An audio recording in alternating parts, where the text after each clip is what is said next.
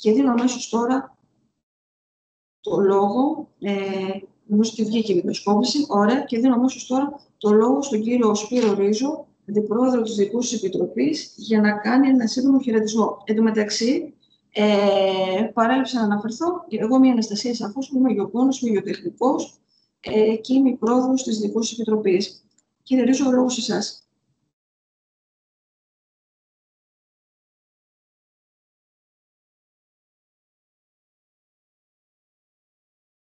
Κύριε Ρίζο, δεν ακούγεστε. Το μικρόφωνο ανοίξτε. Ευχαριστώ. Ναι, τώρα ακούγομαι, πιστεύω. Ναι.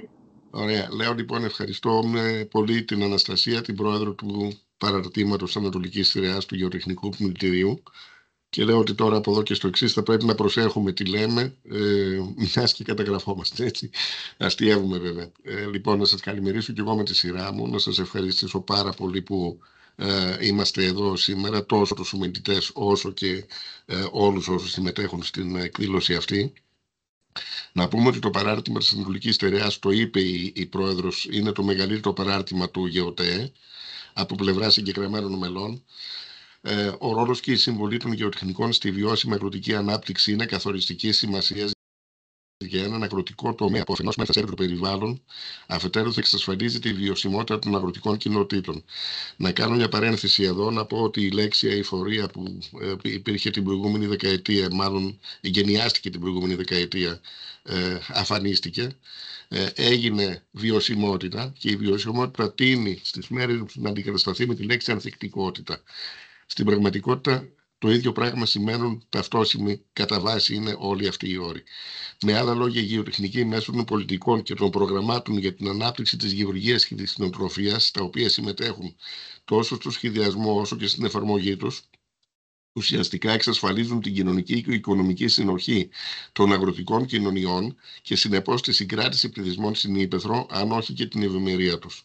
Ας μην ξεχνάμε ότι μια θέση εργασίας στον πρωτογενή τομέα εξασφαλίζει 4 θέσεις στο δευτερογενή.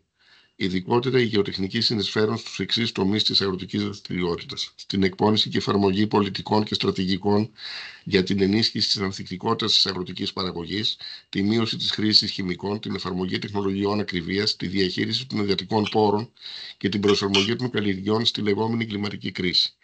Στη χρηματοδότηση και ενίσχυση μέσω των επιδοτήσεων για φιλοπεριβαλλοντικές πρακτικές, βιολογική γεωργία, απονητρορρύπανση, διαχείριση γεωργικών αποβλήτων κτλ., καινοτόμες εφαρμογές και νέες τεχνολογίες με στήριξη της έρευνας, ιδιαίτερα σε συνεργασία με τα πανεπιστήμια. Στην εκπαίδευση, υποστήριξη και τεχνική καθοδήγηση των αγροτών με την παροχή τεχνογνωσίας και ενημέρωσης για τις σύγχρονες καλλιεργητικές τεχνικές. Στο σχεδιασμό της ανάπτυξης υποδομών και δικτύων άρδευσης, μεταφοράς και εμπορίας των αγροτικών προϊόντων και στην αξιολόγηση των τοποθεσιών για εγκαταστάσεις ανανεώσιμων πηγών ενέργειας που ενισχύουν την ενεργειακή αυτονομία των αγροτικών περιοχών. Στη διαχείριση και προστασία του περιβάλλοντος μέσω στρατηγικών που εστιάζουν στην προστασία των φυσικών πόρων με περιορισμό της διάβρωσης των εδαφών και της εξάντλησης των υπόγειων εδροφορέων, στην αναδάσωση και αποκατάσταση των φυσικών οικοσυστημάτων, στη διατήρηση της βιοποικιλότητας και στην αποκατάσταση των κατεστραμμένων εδαφών. Τέλος, συμβάλλουν στην έλεγχο και την αξιολόγηση της αποτελεσματικότητας των πολιτικών και των προγραμμάτων με καταγραφή όλων των δεδομένων της αγροτικής παραγωγής. Συμπερασματικά, λοιπόν, μπορούμε να πούμε ότι η συμβολή των γεωτεχνικών στην αγροτική ανάπτυξη είναι καθοριστική για τη βιωσιμότητα τόσο της αγροτικής δραστηριότητας, όσο και των αγροτικών κοινωνιών και κοινοτήτων, οι οποίες με τη βοήθεια των γεωτεχνικών θα πρέπει να προσαρμόζονται στις σύγχρονες προκλήσεις και στις καινοτόμες πρακτικές, ώστε να διασφαλίζουν μακροχρόνια βιωσιμότητα και ευημερία. Ευχαριστώ πολύ και να σας ευχαριστήσω για άλλη μια φορά για την παρουσία σας εδώ. Πρόκειται για την πρώτη εκδήλωση που κάνουμε από μια σειρά εκδηλώσεων που σκεφτόμαστε να κάνουμε στην παρούσα θητεία. Ευχαριστούμε και πάλι. Να ευχαριστήσω και εγώ με τη σειρά μου τον αντιπρόεδρο του παραρτήματος, τον κύριο Ρίζο. Να εξηγήσω λίγο τη δομή της σημερινής μας διαδικτυακής εκδήλωσης. Όπως είπε πολύ σωστά ο κύριος Ρίζος, είναι η πρώτη από μια σειρά εκδηλώσεων που έχουν προγραμματίσει ως παράρτημα για τη φετινή χρονιά. Ουσιαστικά η εκδήλωση μας αποτελείται από 2 μέρη. Στο πρώτο μέρος της συζήτησης έχουμε την τιμή να έχουμε μαζί μας 2 διακεκριμένους ανθρώπους του χώρου, τον κύριο Ρίζο Δημήτριο, πρώην Διευθυντή της ΔΑΟ και αναπληρωτή Γενικό Διευθυντή της Περιφερειακής Αγροτικής Οικονομίας και Κτηνιατρικής της Περιφέρειας της Σεράς Ελλάδας, και την κυρία Αγγελάκη Δήμητρα, Αντιπεριφερειάρχη Αττικής, αρμόδια για την αγροτική οικονομία και κτηνιατρική. Μετά την ολοκλήρωση των 2 ομιλιών, θα ακολουθήσει το δεύτερο μέρος, που θα είναι από μορφή συζήτησης. Έχουν προσκληθεί να συμμετέχουν φορείς γεωτεχνικών του δημοσίου, οπότε θα δοθεί ο λόγος πρώτα στους εκπροσώπους των φορέων και στη συνέχεια για το υπόλοιπο της εκδήλωσης, η οποία θα ολοκληρωθεί στις 2 η ώρα περίπου, θα υπάρχει δυνατότητα για τοποθετήσεις, εισηγήσεις και το σημαντικότερο, γιατί συνηθίζω να λέω ότι δεν είναι μόνο το κομμάτι του να παραθέτουμε ένα πρόβλημα. Σημαντικό είναι να γίνεται και υποβολή προτάσεων. Θα είμαστε λοιπόν στη διάθεσή σας για να ακούσουμε, να καταγράψουμε τις προτάσεις σας και όπως ανέφερα και προηγουμένως, οι προτάσεις αυτές θα διαβιβαστούν τόσο στην πολιτική ηγεσία του Υπουργείου Αγροτικής Ανάπτυξης, όσο και στις αρμόδιες περιφέρειες. Δεν μακρηγορώ περισσότερο και δίνω ευθύς αμέσως το λόγο στον κύριο Ρίζο Δημήτριο για την ομιλία του με τίτλο «Ο ρόλος της γεωτεχνικής υποστήριξης και η σημασία των γεωτεχνικών υπηρεσιών στην αγροτική ανάπτυξη». Κύριε Ρίζο, σας ευχαριστούμε πάρα πολύ για την τιμή που μας κάνετε να συμμετέχετε. Ο λόγος ευθύς αμέσως σε εσάς. Να πούμε, Αναστασία, ότι δεν είναι συνωνυμία, είμαστε και συγγενείς, έτσι, κατά σύμπτωση. Κάτι το οποίο θυμιζόμαστε μεταξύ μας, γιατί δεν θεωρώ ότι εμείς είμαστε ομάδα στο εφημερίδιο, κάτι για το οποίο θυμιζόμαστε είναι η ειλικρίνειά μας. Ναι, είστε συγγενείς. Ευχαριστούμε πολύ. Να σας ευχαριστήσω για την πρόσκληση.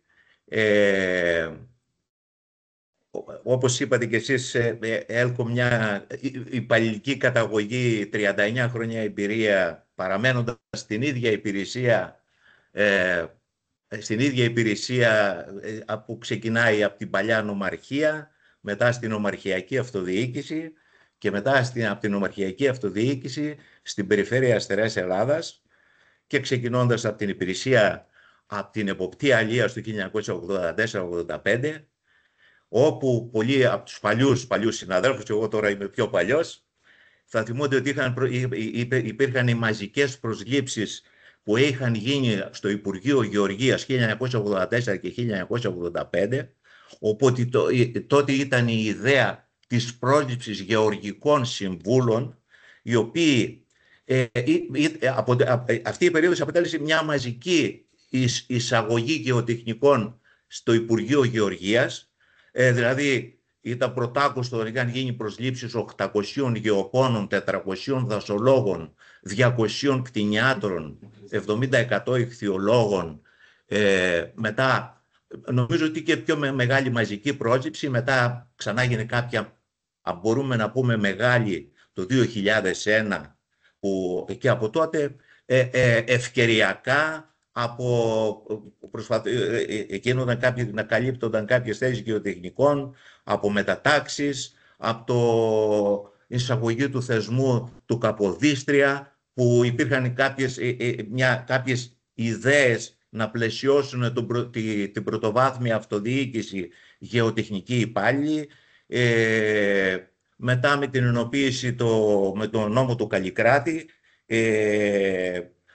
νομίζω, δηλαδή, πολύ λίγοι μετά συνάδελφοι καταφέραν να μπουν στο δημόσιο τομέα. Λοιπόν, τώρα, εγώ συλλέγοντας και μεταφέροντας, δηλαδή αυτό που είπαμε, κύριε Ρίζο και τα λοιπά, όσον αφορά την καταγραφή, χαίρομαι που είναι μια έτσι πρωτοβουλία δικιά σας από τη Διοικούσα Επιτροπή και μια αφορμή και μια αφετηρία να υπάρχουν συνέχεια τέτοιες εκδηλώσεις, οι οποίες σιγά σιγά θα αναδείξουν το πρόβλημα, θα αρχίσουμε να γίνονται καταγραφές και μέσα από τη συζήτηση να πάμε σε παραπέρα προτάσεις, επεξεργασία και προτάσεις προς την πολιτική ηγεσία του Υπουργείου Γεωργίας, στο Γεωτεχνικό Επιμελητήριο κτλ., προκειμένου να δούμε πώς μπορούμε να βελτιωθούν ορισμένα πράγματα. Λοιπόν, τώρα εγώ είμαι υποχρεωμένος από τις καταγραφές να βάλω και λίγο έτσι ιστορικά και το συναισθηματικό και το ιστορικό θέμα των γεωτεχνικών. Είπαμε ότι η Θεά Δήμητρα ήταν η θεά η οποία είχε την αρμοδιότητα για την εκπαίδευση των ιερέων, δηλαδή των σημερινών γεωπόνων, ήταν ιερείς οι γεωπόνοι κατά τη μυθολογία. Και να τρέξουμε μετά με τον Ξενοφόντα και τα λοιπά, που έλεγε σε περιγράφει μια συνομιλία Σωκράτη Κριτόβουλου και λέει, με τη βοήθεια της Γεωργίας, λέει στο Σωκράτη, μπορεί κανείς Σωκράτη να διάγει την ωραιότερη και καλύτερη και πιο ευχάριστη ζωή. Ας τα κρατήσουμε αυτά, Σπύρο, να λέμε δηλαδή πώς φαντάζονταν και πώς ένιωθαν την ιστορία με τη Γεωργία. Λοιπόν, τώρα να τρέξουμε λίγο τα γεγονότα ιστορικά. Τα πρώτα σχολεία γεωργικά έγιναν το 1829, του Βοτανικού στην Αθήνα, της Στήρινθας στο Ναύπλιο κτλ. Το Αηδινίου στη Λάρισα το 1910 ξεκίνησε η ίδρυση του Υπουργείου Γεωργίας, Βιομηχανίας και Εμπορίου, και μετά το 2011 μετονομάστηκε Υπουργείο Εθνικής Οικονομίας και έγινε ο πρώτος καταστατικός χάρτης γεωργικής εκπαίδευσης. Λοιπόν, το 1911 ιδρύεται η Αβερόφεως Γεωργική Σχολή στη Λάρισα. Το 2014 έγιναν κάποια πρακτικά κατώτερα κλίμακας γεωργικά σχολεία και την ίδια χρονιά, το 1914, δημιουργούνται θέσεις νομογεωπόνων σε όλους τους νομούς, έτσι, και μετά και νομοκτηνιάτρων. Λοιπόν, η αποστολή των νομογεωπόνων ήταν η ίδρυση σχολών για να εκπαιδεύσουν τους αγρότες, να τα λειτουργήσουν, να καθοδηγούν τον αγροτικό κόσμο και να ασχολούνται με τη γεωργική έρευνα.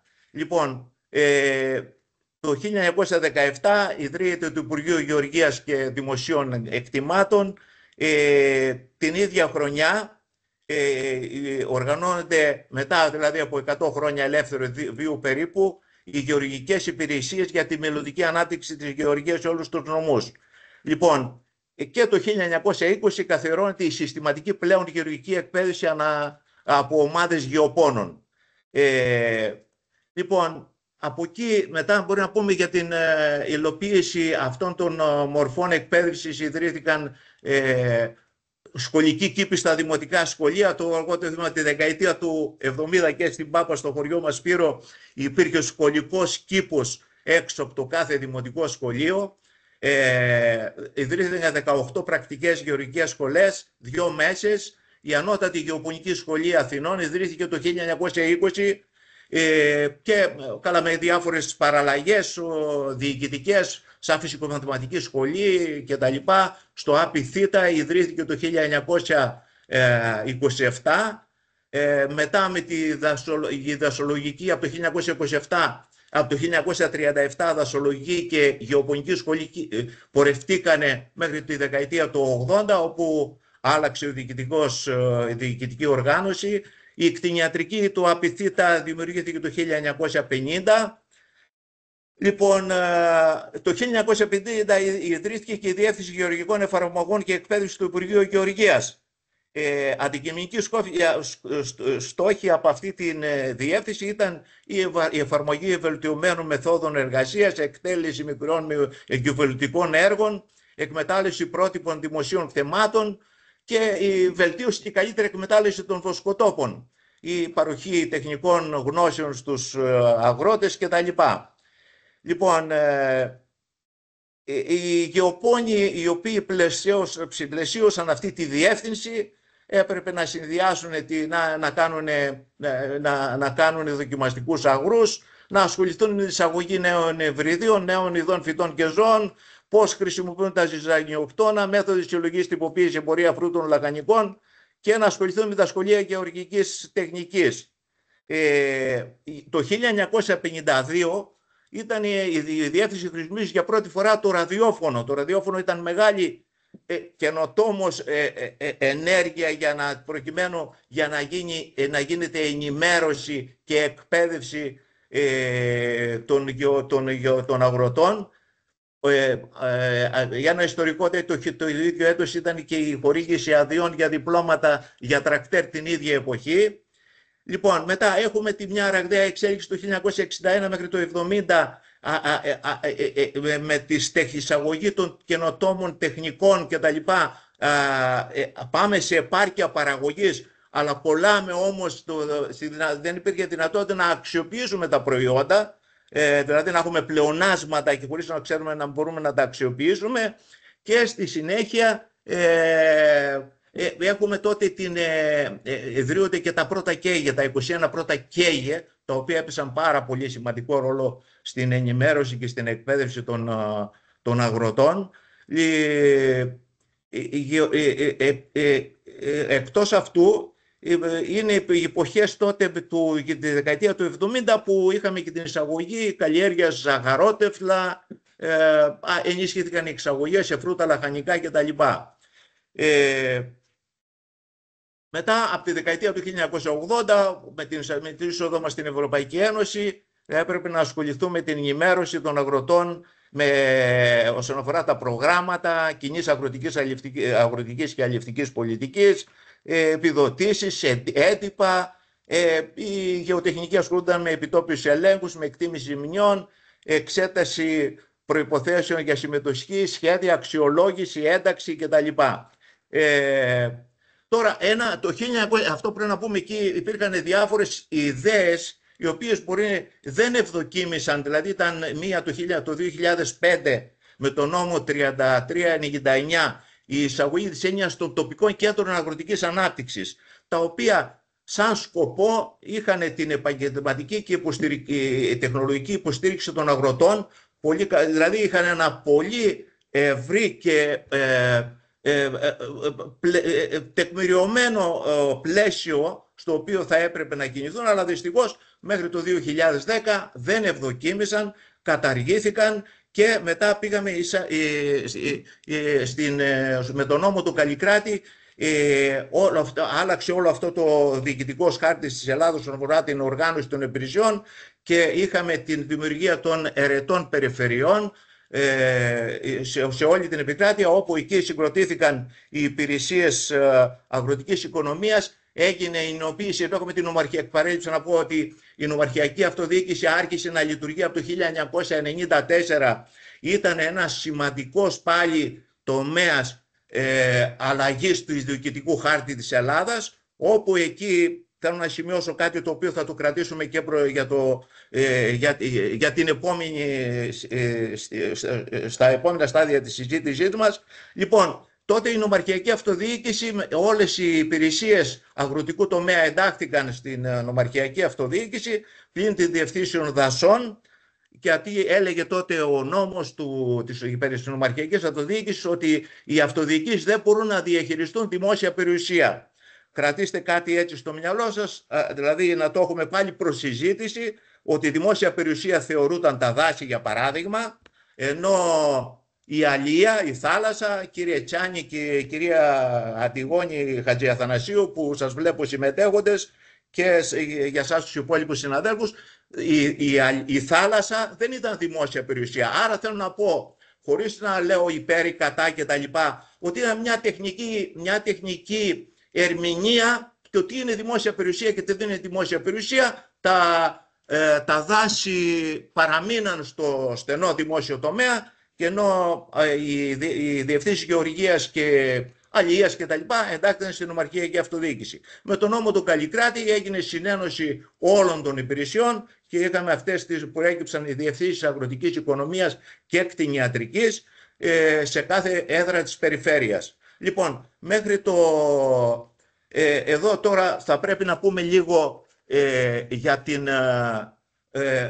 στη συνέχεια για τη δημιουργία των αποκεντρωμένων διοικήσεων, οι οποίοι έγιναν 7 σε όλη την επικράτεια, προκειμένου να εκπροσωπήσουν την παλιά κρατική περιφέρεια, και για την περιοχή τη δικιά μας εδώ που γίνεται λόγος τώρα, Στερεά Ελλάδα κτλ. Έχουμε περιφέρεια Στερεάς Ελλάδας, έχουμε περιφέρεια Θεσσαλίας, οι οποίοι σαν αποκεντρωμένη διοίκηση υπάγεται στη Λάρισα και λέγεται Αποκεντρωμένη Διοίκηση Θεσσαλίας Στερεάς Ελλάδας. Λοιπόν, όσον αφορά τις αρμοδιότητες, οι αρμοδιότητες περιήρθαν, οι περισσότερες αρμοδιότητες περιήρθαν στις ΔΑΟΚ, στις Διευθύνσεις Αγροτικής Οικονομίας, και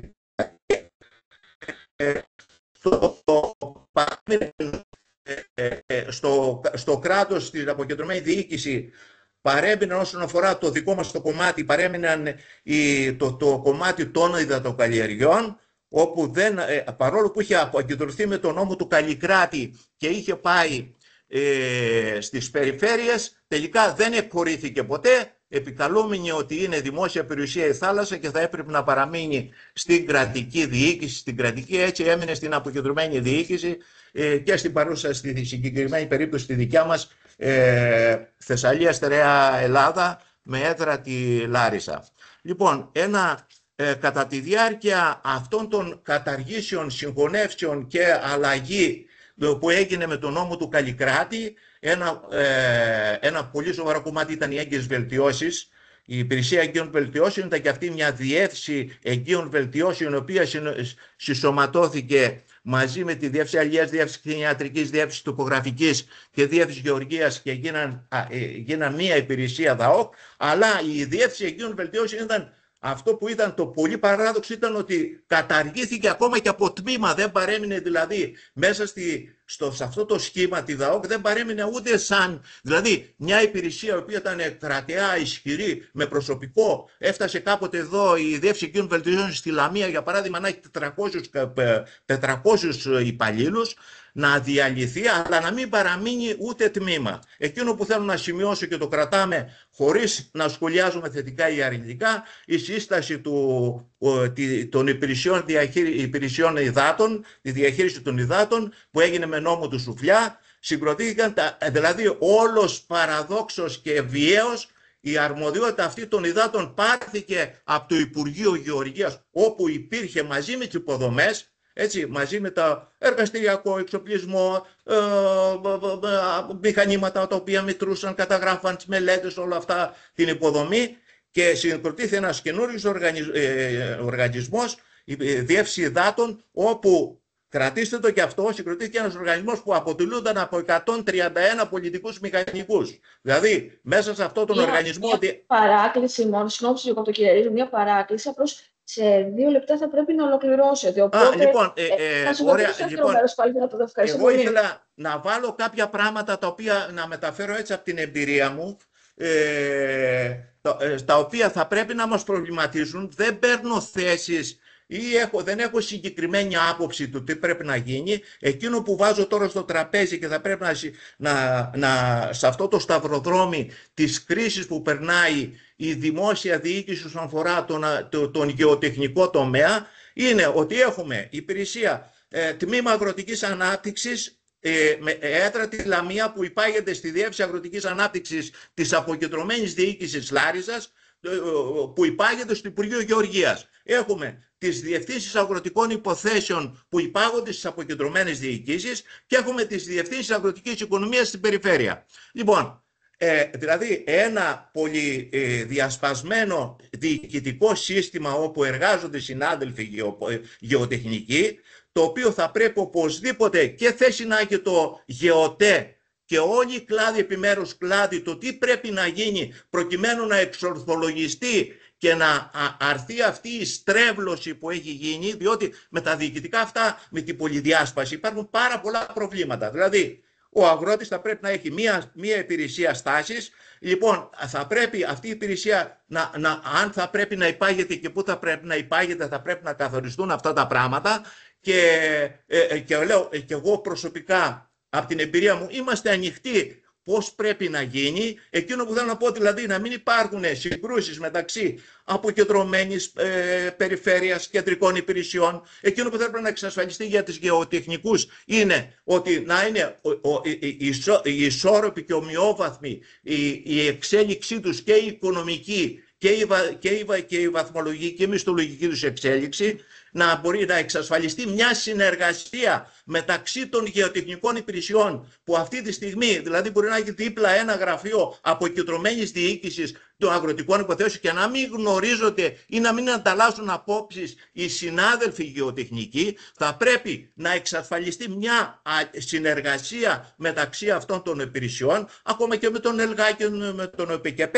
Μπορούμε να συζητάμε για ώρες για αυτά τα θέματα. Εκείνο που θέλω να πω τελευταία είναι ότι το μπορεί να σας δείξω και κάποιους πίνακες, δηλαδή το προσωπικό που ήταν η γεωτεχνική και το προσωπικό που ήταν το 2011 με τη συγκρότηση του νόμου του Καλλικράτη για την περιφέρεια Αστεράς Ελλάδας, ήταν όλο το προσωπικό 200, έχω να δω λίγο τον πίνακα, 211, από τους 211 υπαλλήλους το 25 έχουν φτάσει στους 110. Λοιπόν, δηλαδή είχαμε 30 γεωπόνους στη Φθιώτιδα, ας πούμε, και τώρα οι γεωπόνοι αυτοί έχουν φτάσει να είναι 10. Λοιπόν, αυτό πρέπει να μας προβληματίσει και να ανοιχτεί να βάλουμε όλα αυτά τα θέματα σε ένα στρογγυλό τραπέζι και να αποτελέσει η σημερινή ημερίδα μια αρχή για παραπέρα επεξεργασία, συζητήσει και τα λοιπά. Ευχαριστώ πάρα πολύ για την... Και εμείς ειλικρινά σας ευχαριστούμε. Μέσα σε λιγότερο από 2 λεπτά να δείξετε μια σειρά σημαντικών θεμάτων προς συζήτηση. Δεν σας κρύβω, δεν το ανέφερα και στην αρχή, ότι η σημερινή μας εκδήλωση αποτελεί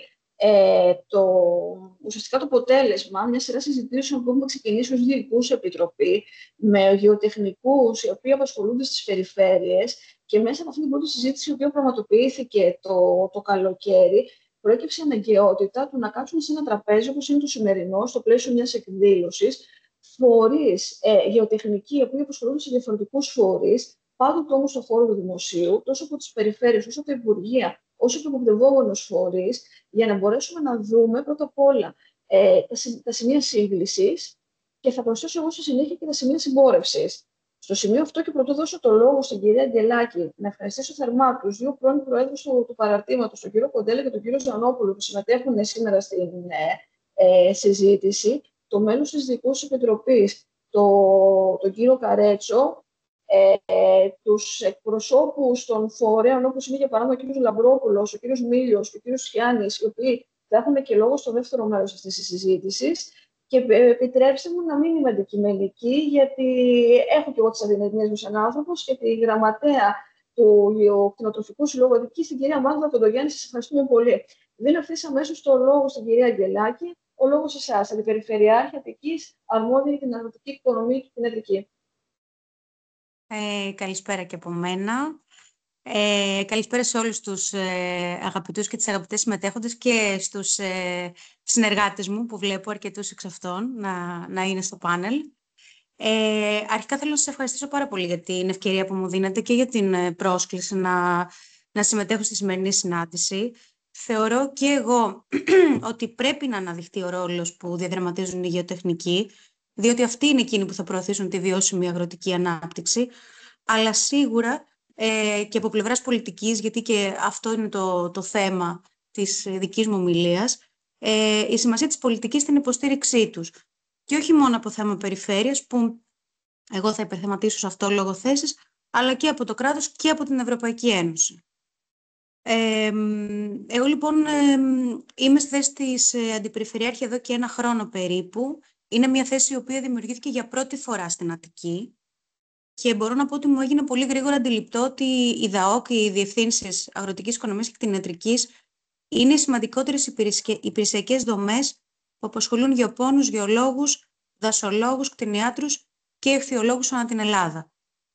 Καταλαβαίνετε ότι και σε επίπεδο Αττικής ήταν πάρα πολύ δύσκολο να ενοποιηθεί αυτός ο τομέας, καθώς η Αττική είναι μια ιδιαίτερη περίπτωση που συνδυάζει μικτές χρήσεις γης και έχει και νησιωτικούς δήμους, έχει και αστικό ιστό και φυσικά έχει και περιαστική γεωργία και κτηνοτροφία.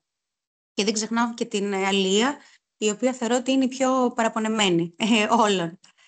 Λοιπόν, επειδή λοιπόν όλοι αυτοί οι κλάδοι, και η γεωργία και η κτηνοτροφία και η αλεία και γενικότερα όλοι οι κλάδοι του πρωτογενούς τομέα, είναι για μένα οι βασικοί πυλώνες της εθνικής οικονομίας, είναι και στενά συνδεδεμένοι με την προστασία του περιβάλλοντος, διασφαλίζουν και την επιστημική μας ασφάλεια, άρα λοιπόν πιάνουν πολλούς τομείς που αφορούν την ανθρώπινη ύπαρξη. Θεωρώ ότι οι γεωτεχνικοί εν τέλει έχουν γίνει οι αφανείς ήρωες που στηρίζουν τους αγρότες και τους κτηνοτρόφους, αλλά και τις τοπικές κοινωνίες.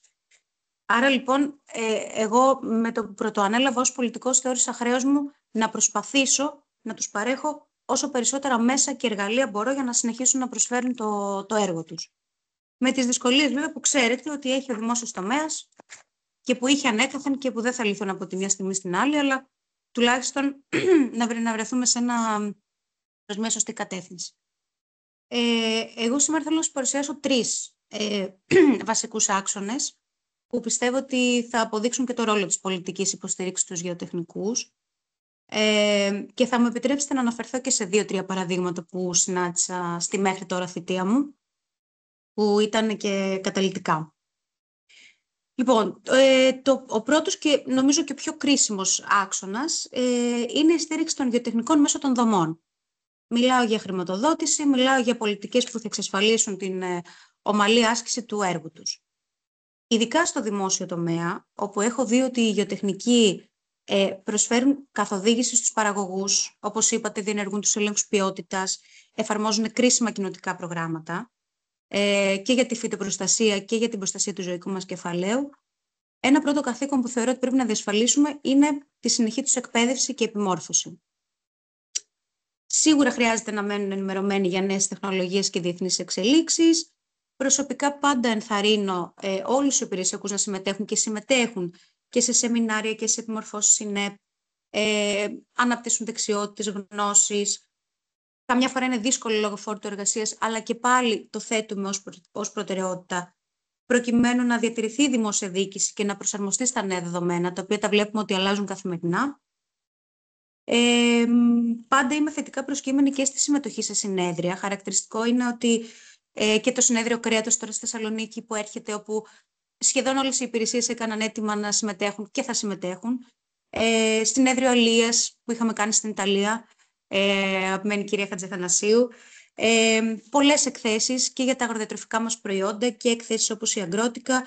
Είναι μόνο μερικά παραδείγματα από τα οποία έχουν συμμετάσχει οι γεωτεχνικοί και πάντα πραγματικά και σύσσωμα το Περιφερειακό Συμβούλιο μπορώ να σου πω ότι υπερψηφίζει τη συμμετοχή και των γεωπόνων και των κτηνιάτρων μας σε τέτοιες δράσεις. Άρα λοιπόν ένα κομμάτι είναι αυτό. Ένα δεύτερο που είναι και το αγκάθι, αν με ρωτάτε, είναι η επαρκή στελέχωση των γεωτεχνικών υπηρεσιών, όπως πολύ σωστά το θίξατε κι εσείς, κύριε Ρίζο.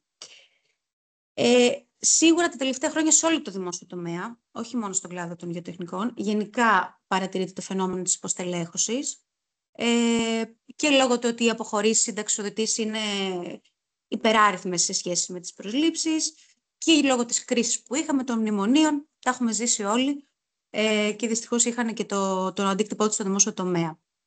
Παρ' όλα αυτά όμως προσωπικά έχω δει μια ακτίδα αισιοδοξίας τόσο με τις προκηρύξεις ΚΑΠΑ, όπου η περιφέρεια θα πάρει γεωτεχνικούς, όσο και με τον νέο γραπτό διαγωνισμό που θα προσληφθούν χιλιάδες στο δημόσιο τομέα, με ένα σύστημα αξιολόγησης που θα επιτρέψει και νέα άτομα να μπουν μέσα. Δηλαδή, από τα πρώτα αποτελέσματα φαίνεται ότι θα έχουμε τη δυνατότητα να εμπλουτίσουμε το προσωπικό μας και με νέα άτομα, νεότερα εννοώ και ηλικιακά και καταρτισμένα και μορφωμένα, που θεωρώ ότι θα αναλάβουν και κάποιες σημαντικές αρμοδιότητες, καθότι θα ζυμωθούν και με τους παλιούς υπαλλήλους και έτσι θα κατανεμηθεί και λίγο πιο ορθολογικά ο φόρτος εργασίας.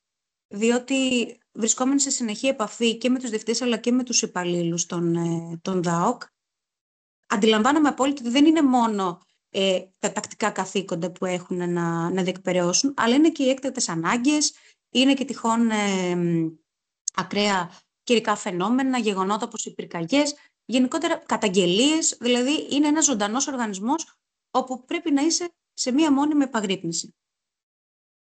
Το τρίτο που θεωρώ σημαντικό και στο οποίο μέχρι στιγμής έχω προσπαθήσει να συνδράμω κι εγώ είναι η αναβάθμιση της υλικοτεχνικής υποδομής.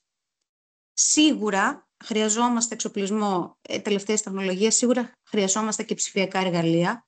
Ένα πάγιο ζήτημα είναι η ψηφιοποίηση του αρχείου μας. Είναι και το πρώτο πράγμα στο οποίο ήρθα επαφή όταν ανέλαβα, δηλαδή μπήκα σε ένα γραφείο όπου οι κούτες και οι φάκελοι ήταν μέχρι το ταβάνι.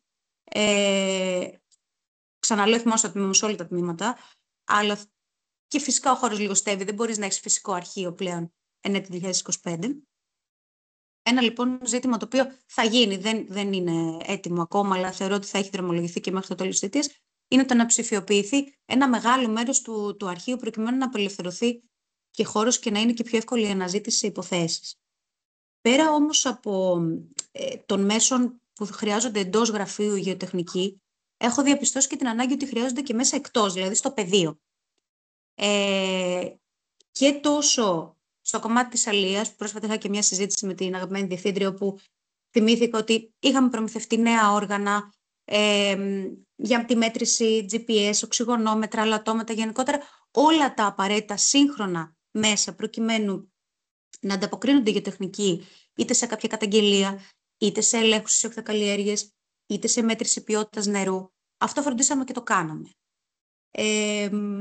Επίσης, προσωπικά και ως άνθρωπος αλλά και ως διοίκηση πιστεύουμε πάρα πολύ και στην πρόληψη. Δηλαδή φροντίσαμε άμεσα και προτού έρθει για παράδειγμα η Αφρικανική Πανόλη, προληπτικά να έχουμε όλο τον απαραίτητο εξοπλισμό και τις υπηρεσίες σε περίπτωση που να βρισκόμαστε δηλαδή σε μια ετοιμότητα προκειμένου οι κτηνίατροι να είναι στο πεδίο ασφαλής με υποδήματα, παντελόνια, γάντια, φόρμες κλπ. Μέχρι τώρα δεν έχει εμφανιστεί αυτή η ζωονόσος και εύχομαι να μην εμφανιστεί, αλλά παρόλα αυτά τα μέσα προστασίας, τα οποία είναι αυτονόητα, έτσι, αλλά και η απαραίτητη υπηρεσία που θα διευκολύνει το έργο, είναι νοικοκυρεμένο, αν θέλετε, και έχει γίνει η απαραίτητη προμηθευτική σύμβαση. Ένα χαρακτηριστικό παράδειγμα που ζήσαμε όλοι ήταν και το παράδειγμα της ζωονόσου της Πανόλης. Νομίζω ότι αυτό ήταν κρίσιμο για όλους τους κτηνιάτρους σε όλη την Ελλάδα. Όπως είπατε χαρακτηριστικά, υπάρχουν ΠΕ κτηνίατροι παντού, και στην κυβέρνηση και στο Υπουργείο, στις ΔΑΟΚ, στους Δήμους, στον ΕΦΕΤ, υπάρχουν παντού, σε διάφορες δομές, σε διάφορα νομικά πρόσωπα. Η ενότητα που έδειξαν οι κτηνίατροι σε αυτή την κρίσιμη περίοδο θεωρώ ότι ανέδειξε και το ρόλο τους, που μακάρι να μην χρειαζόταν να γίνει σε κρίσιμη περίοδο και μακάρι να τον είχαμε αναδείξει νωρίτερα, αλλά παρόλα αυτά ανέδειξε και την κρισιμότητα του ρόλου τους. Θεωρώ λοιπόν ότι αρκετά κρίσιμη πολιτική παρέμβαση ήταν και η άμεση, αν θέλετε, συνδρομή και σε άλλες περιφέρειες και στην επικοινωνία μεταξύ των υπηρεσιών και στην προμήθεια των απαραίτητων υλικών. Να θυμίσω ότι στην Αττική το κρούσμα που είχαμε ήταν στη Δυτική Αττική και έπρεπε να ακολουθούν τελείως διαφορετικές διαδικασίες λόγω της ιδιαιτερότητας της αστικής ζώνης που βρισκόταν το κρούσμα. Άρα λοιπόν αμέσως προμηθευτήκαμε υλικά, όπλα για να κάνουμε διαδικασία pithing, συμβάσεις με εκδοροσφαγείς για να βοηθήσουν το έργο των κτηνιάτρων. Θυμηθείτε ότι ήταν σε μια δύσκολη περίοδο μέσα στο καλοκαίρι, έτσι, όπου είχαν στραφεί και όλες οι δυνάμεις στη Θεσσαλία, άρα λοιπόν όλοι υπευλήθησαν σε ιδιαίτερο στρες προκειμένου να ανταπεξέλθουμε, αλλά παρόλα αυτά θεωρώ ότι δράσαμε πολύ άμεσα και στην πολιτική μας συνδρομή, να διασφαλίσουμε οδηγούς, να διασφαλίσουμε υλικά, να διασφαλίσουμε οτιδήποτε γινόταν και έπρεπε να γίνει για την ασφάλεια των πολιτών. Ένα τρίτο κομμάτι που θεωρώ ότι πρέπει να γίνει πιο εκταμένα είναι η στήριξη του γεωτεχνικού έργου και από την Ευρωπαϊκή Ένωση. Είτε μέσω της κοινής αγροτικής πολιτικής, όπως αναφέρθηκε, όπου περιλαμβάνει δράσεις και για την προστασία του περιβάλλοντος και για την αναβάθμιση της γεωργικής εκπαίδευσης και για την υιοθέτηση της γεωργίας της ακριβίας, που λέγεται ως ευχολόγιο, αλλά θεωρώ ότι έχουμε δρόμο ακόμα προκειμένου να εφαρμοστεί και το χρειαζόμαστε στην Αττική, γιατί η Αττική χρειάζεται και την περιαστική γεωργία και την περιαστική κτηνοτροφία. Μην ξεχνάτε ότι στην Αττική ζει ο μισός πληθυσμός της Ελλάδας, άρα λοιπόν θα πρέπει σιγά σιγά να δούμε πιο σοβαρά τον πρωτογενή μας τομέα, να αποκτήσουμε και την αυτάρκεια που πρέπει, διότι δυστυχώς θα το βρούμε μπροστά μας. Τώρα, ο δεύτερος άξονας είναι λίγο πιο γενικός, είναι η συμβολή των γεωτεχνικών στη βιώσιμη αγροτική ανάπτυξη, είτε με την προστασία των φυσικών πόρων, όπου οι γεωτεχνικοί έχουν αναλάβει αυτό το δύσκολο ρόλο, να προστατεύσουν το έδαφος, το νερό, τη βιοποικιλότητα, να προτείνουν εργαλεία, όπως είπαμε, γεωργία ακριβίας ή χρήση ανανεώσιμων πόρων, να μειώσουν και τις επιπτώσεις της αγροτικής δραστηριότητας στο περιβάλλον. Όλα αυτά και με το τμήμα εγγύων βελτιώσεων που αναφέρεται, αλλά και με τη συνδρομή άλλων τμήματων, είναι πάλι στην αρμοδιότητά μας. Φυσικά οι κτηνίατροι, όπως τους ανέφερα παίζουν καθοριστικό ρόλο και στην ευζοία των ζώων και στη διασφάλιση της υγείας, όχι μόνο και για την ποιότητα των παραγόμενων προϊόντων, αλλά και για τη γενικότερη προστασία της δημόσιας υγείας. Θα έχετε παρατηρήσει ότι και το τελευταίο χρονικό διάστημα έχουν ενταθεί οι έλεγχοι, οι κατασχέσεις. Δυστυχώς, όσο μαστιζόμαστε από ακρίβεια, τόσο αυτοί που θέλουν να εξαπατήσουν το σύστημα θα σκαρφίζονται τρόπους για να εξοικονομήσουν χρήμα σε βάρος της δημόσιας υγείας. Άρα, λοιπόν, ο δικός μας ρόλος είναι να προστατεύσουμε και την υγεία των πολιτών, αλλά να προστατεύσουμε και όλους εκείνους που κάνουν σωστή δουλειά και είναι τίμοι και νόμιμοι απέναντι στο κράτος και στις υποχρεώσεις τους. Ο τρίτος άξονας έχει να κάνει με την ανάγκη συνεργασίας, δηλαδή με τη συνεργασία πολιτικής, γεωτεχνικών και τοπικών κοινωνιών. Αυτό που έχω δει με τα μάτια μου είναι ότι η γεωτεχνική είναι το σημείο επαφής μεταξύ της επιστήμης και του παραγωγού.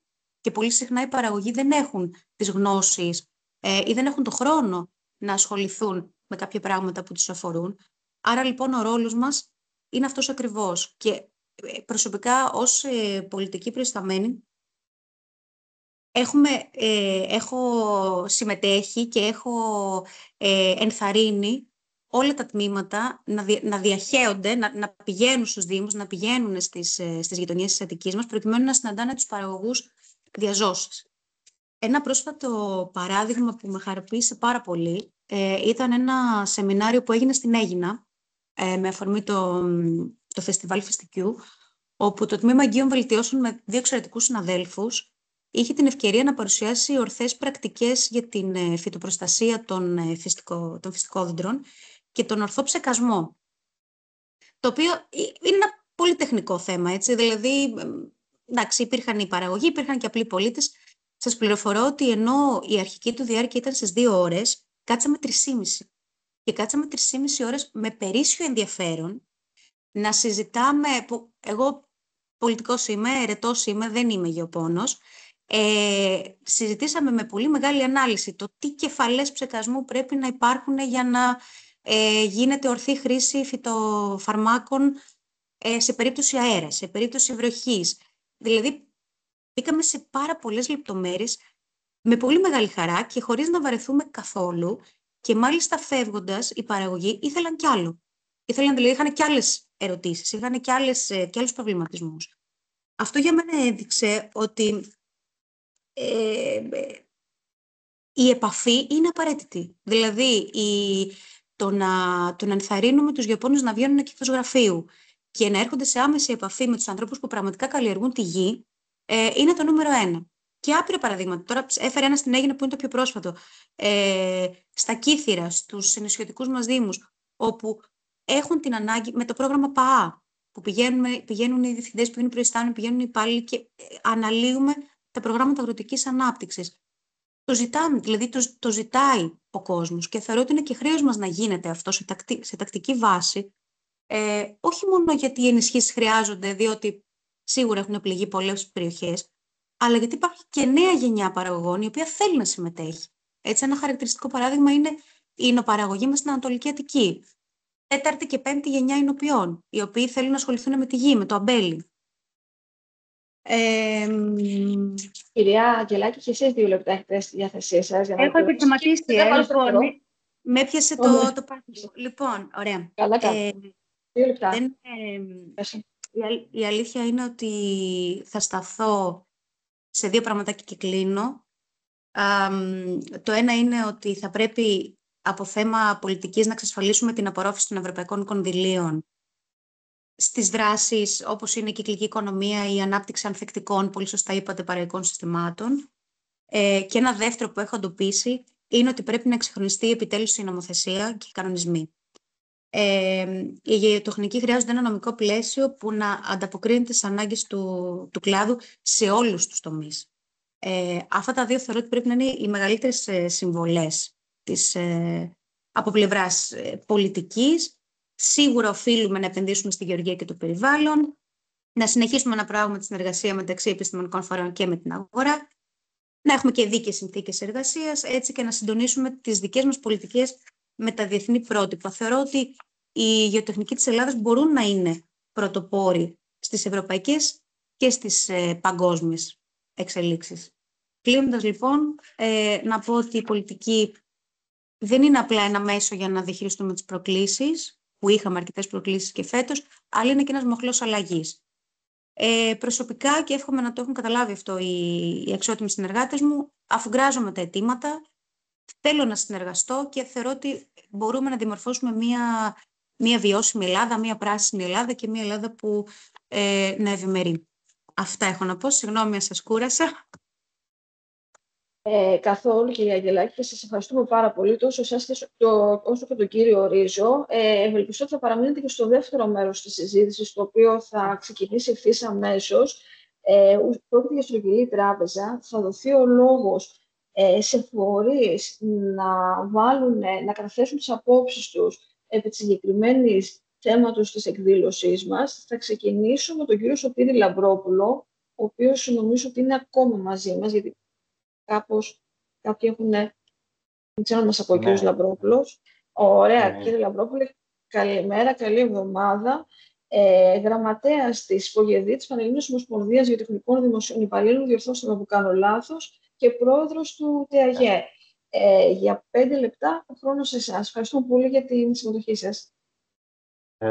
Θα ήθελα να καλησπερίσω όλους τους συναδέλφους, τους προσκεκλημένους και όλους όσους παρακολουθούν και να συγχαρώ τη Διοικούσα Επιτροπή του Παραρτήματος Ανατολικής Στερεάς Ελλάδας για την πρωτοβουλία την οποία λαμβάνει, η οποία είναι πρωτοπόρος, γιατί δεν είμαστε συνηθισμένοι, δυστυχώς, το μεγαλύτερο παράρτημα της χώρας να παρουσιάζει τέτοιου είδους αξιόλογη και αξιέπαινη δραστηριότητα. Όσον αφορά τώρα το αντικείμενο της συνάντησης, το οποίο εν πολλοίς αφορά τις γεωτεχνικές δημόσιες υπηρεσίες και τους γεωτεχνικούς, εγώ θα επικεντρωθώ σε 2 πράγματα. Πρώτον, τι είναι η γεωτεχνική. Η γεωτεχνική, τους ανέφερε και η Αντιπεριφερειάρχης, είναι 5 γνωστοί κλάδοι, των οποίων η συμβολή είναι κατά το πλείστο και σχεδόν αποκλειστικά σημαντική στον πρωτογενή τομέα, αλλά δεν είναι μόνο στον πρωτογενή τομέα. Η γεωτεχνική και ως γεωτεχνική διεκδικούμε ρόλο και σε άλλες γεωτεχνικές δημόσιες υπηρεσίες, για να μην θεωρείτε ότι όποιος διορίζεται ως γεωπόνος π.χ. εντάξει, ή ως γεωλόγος πρέπει να κατευθυνθεί υποχρεωτικά σε μία ΔΑΟΚ. Εμείς θέλουμε αυτοί που παίρνουν τις πολιτικές αποφάσεις και αυτοί οι οποίοι έχουν την πολιτική ευθύνη να καταλάβουν ότι οι γεωτεχνικοί έχουν μια ευρεία γκάμα επιστημονικού αντικειμένου, η οποία αφορά ένα πολύ στον πρωτογενή τομέα, αλλά αφορά και πολλά άλλα αντικείμενα, όπως είναι το περιβάλλον, όπως είναι η προστασία του καταναλωτή, όπως είναι διάφορα αντικείμενα. Επομένως, ένας βιοτεχνικός δεν μπορεί να κατευθυνθεί αποκλειστικά και μόνο σε μία ΔΑΟΚ όταν διοριστεί, αν και λόγω των τρομερών ελλείψεων που υπάρχει απόλυτη αναγκαιότητα, αλλά θα πρέπει να έχουμε κατά νου ότι όσον αφορά τουλάχιστον την αυτοδιοίκηση, οι γεωτεχνικοί μπορούν να έχουν παρουσία και προσφορά και σε άλλες υπηρεσίες.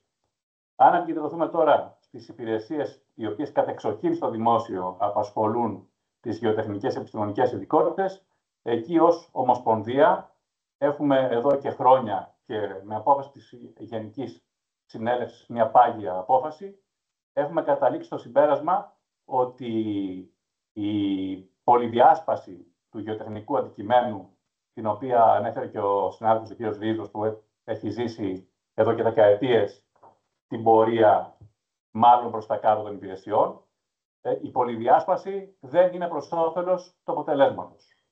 Άκουσα με πολύ ενδιαφέρον την κυρία Αγγελάκη, η οποία είπε ότι ο γεωπόνος, ο κτηνίατρος, ο γεωτεχνικός, γενικότερα που μιλάμε για το πρωτογενή τομέα, λείπουν από τον παραγωγό. Ναι, πραγματικά λείπουν από τον παραγωγό και αυτό θα πρέπει να το δει πολύ σοβαρά η τοπική αυτοδιοίκηση.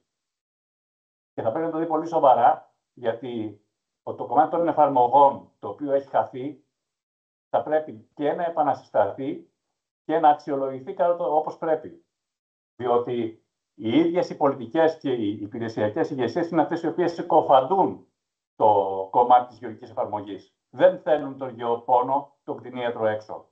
Ο γεωπόνος και ο κτηνίατρος δεν είναι κακό να είναι στο καφενείο, να είναι στον αγρό, να συζητάει. Γιατί από εκεί μπορεί να παίξει το ρόλο του μπομπού και το ρόλο του δέκτη. Και αυτό έχει λείψει.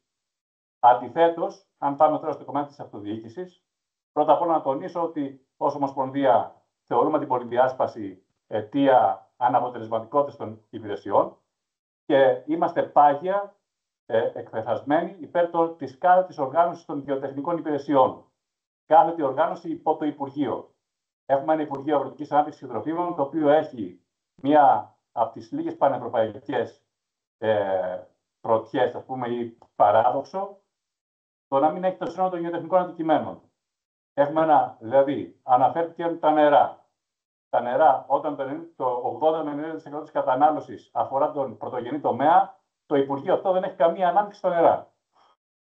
Όταν τα δάση, τα οποία σε επίπεδο Ευρωπαϊκής Επιτροπής θεωρείται γεωργία, θεωρείται πρωτογενής τομέας, θεωρείται παραγωγή το δάσος, τα δάση είμαστε ίσως η μοναδική χώρα να υπάρχει άλλη μία, στην οποία τα δάση ως τομέας δεν ανήκουν σε ένα ενιαίο Υπουργείο Γεωργίας, ανήκουν στο Υπουργείο, λέει, Περιβάλλοντος και Ενέργειας. Τώρα, το περιβάλλον με την ενέργεια, πώς τα κολλήσαμε, είναι ένα ελληνικό πρωτότυπο.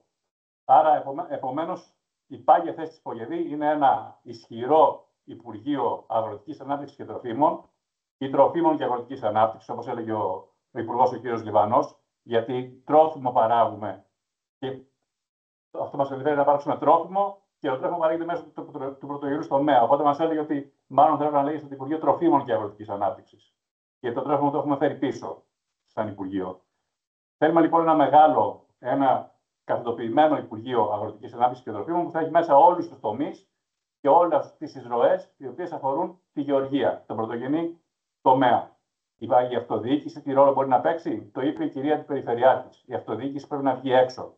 Πρέπει να βγει στον παραγωγό, πρέπει να βγει στον κτηνοτρόφο, πρέπει να βγει στον αγρότη, πρέπει να βγει στον αλλιέα. Πρέπει να είναι δίπλα με συμβουλές, να ακούει και να μεταδίδει πομπός και δέκτης. Το κομμάτι των ελέγχων, επειδή είμαστε μια πολύ μικρή χώρα, δεν μπορεί να τιμαροποιείται, να γίνεται κομμάτια. Πέσε κάτι. Ναι. Όχι, σας ακούμε κανονικά. Ναι, κανονικά. Απλώς θα πρέπει σιγά σιγά και εσείς να ολοκληρώσετε το σχολιασμό σας. Κλείνω. Το κομμάτι των ελέγχων θεωρούμε ότι πρέπει να είναι στο κομμάτι της καπιτοποίησης, δηλαδή ενιαία υπό ένα ορισμένο φορέα, γιατί είμαστε και μια μικρή χώρα, επομένως δεν μπορούμε να διασπάμε τον έλεγχο.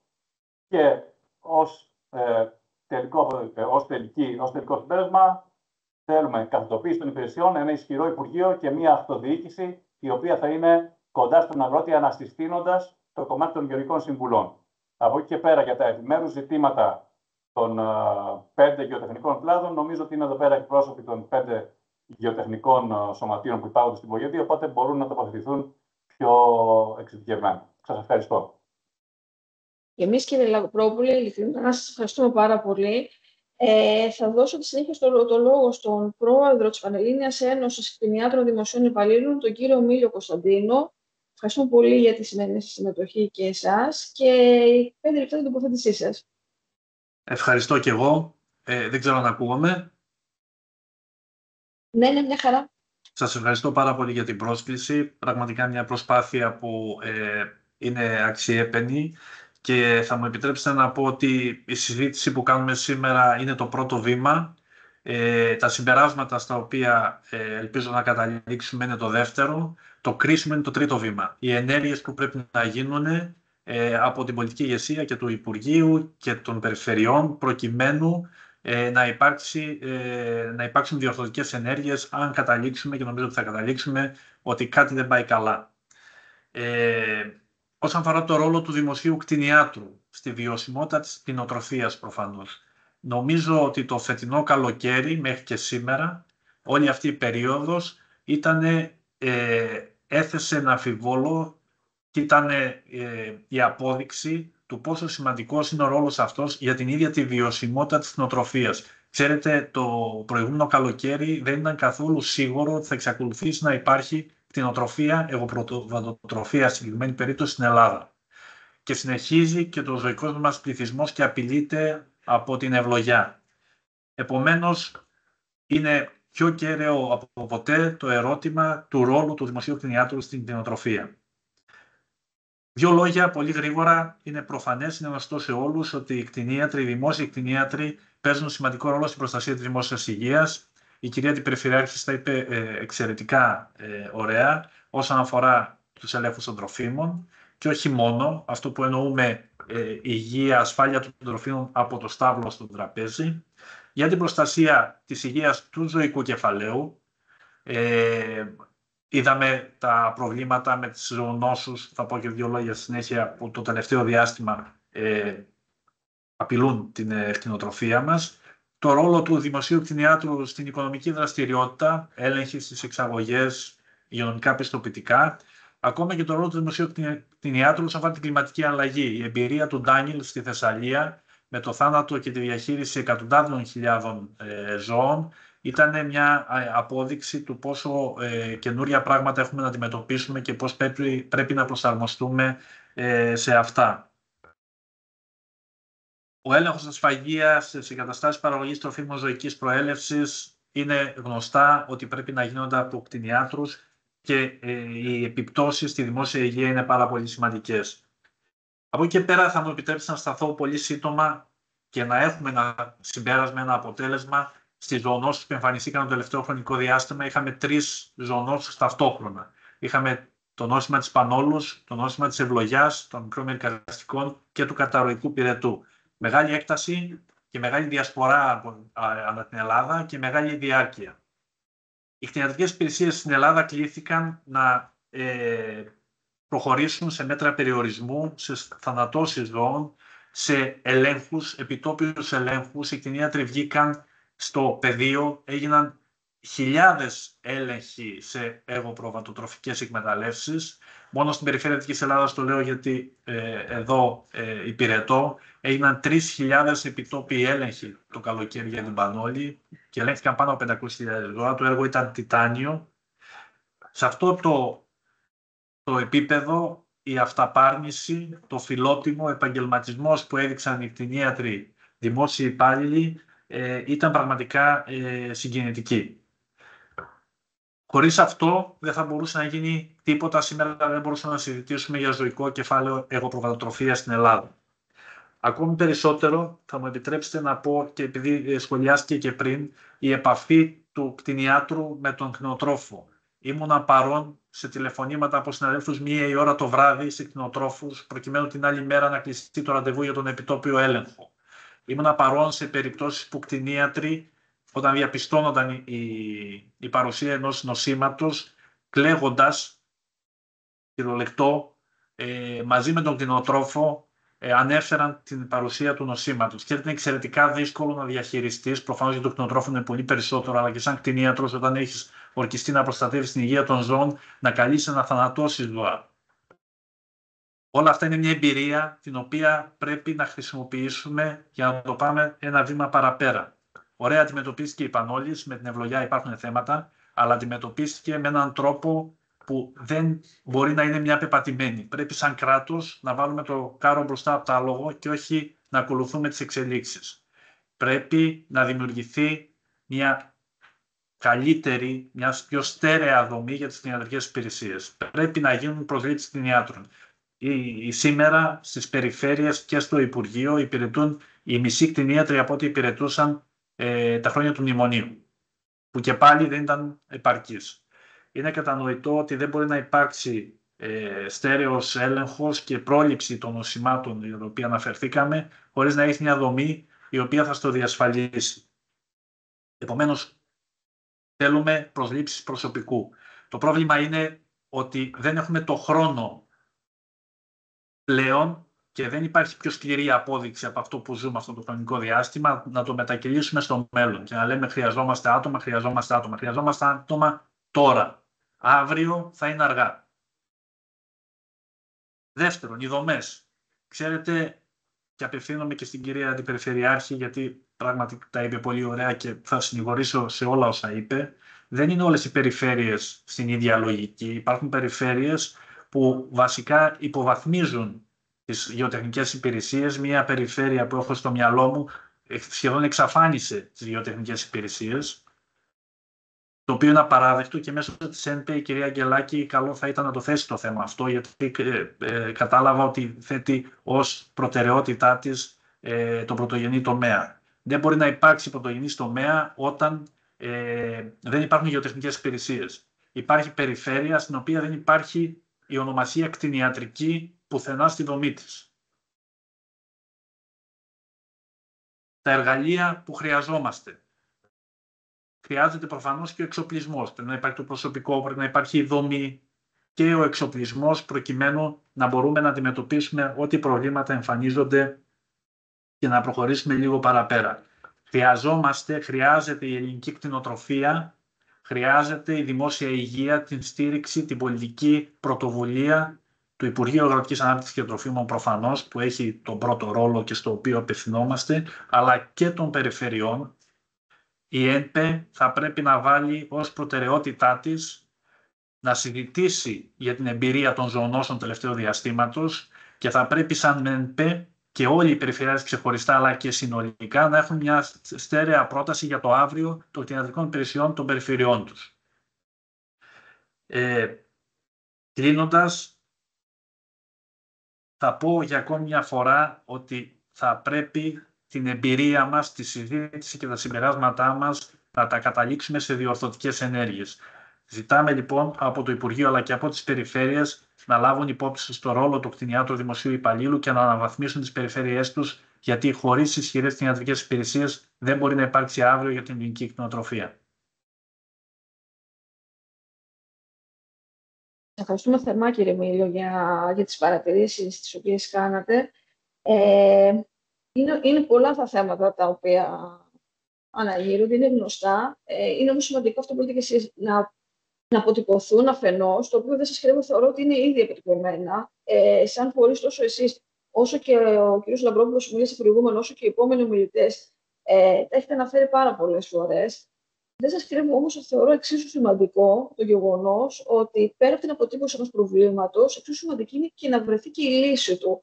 Οπότε θέλω να γνωρίζετε, το ανέφερε και ο αντιπρόεδρος μας, ο κ. Ρίζος προηγουμένως, θέλω να γνωρίζετε ότι το παράρτημα και το επιμελητήριο στο σύνολό του στέκεται δίπλα σε όλα αυτά και θα συμβάλλει στο μέγιστο των δυνατοτήτων του, όχι μόνο στην αποτύπωση των προβλημάτων, που είναι το αυτονόητο, αλλά και στους τρόπους εξέβρεσης λύσης. Δεν μακρηγορώ περισσότερο, δίνω ευθύς αμέσως το λόγο στον εκπρόσωπο του Πανελλήνιου Συλλόγου Θεολόγου Δημοσίου, τον κύριο Τσιάννα Δημήτριο. Για 5 λεπτά. Καλημέρα και από μένα. Να ξεκινήσω ευχαριστώντας καταρχήν τη Διοικούσα Επιτροπή του ΓΕΟΤΕ και να δώσω και τα συγχαρητήριά μου για την πρωτοβουλία. Είναι πολύ σημαντική, όπως είπαν και οι προηγούμενοι ομιλητές. Να χαιρετήσω όλους τους συναδέλφους. Θα μου επιτρέψει να κάνω μια ιδιαίτερη μνήμα στον Δημήτρη το Ρίζο. Ξέρετε τον συνάδελφος και πολύ φίλος. Χαίρομαι πολύ που τον βλέπω εδώ και απόλαυσα και την αναδρομή που μας έκανε, την ιστορική αναδρομή. Να ξεκινήσω λέγοντας με αφορμή την ομιλία του Δημήτρη.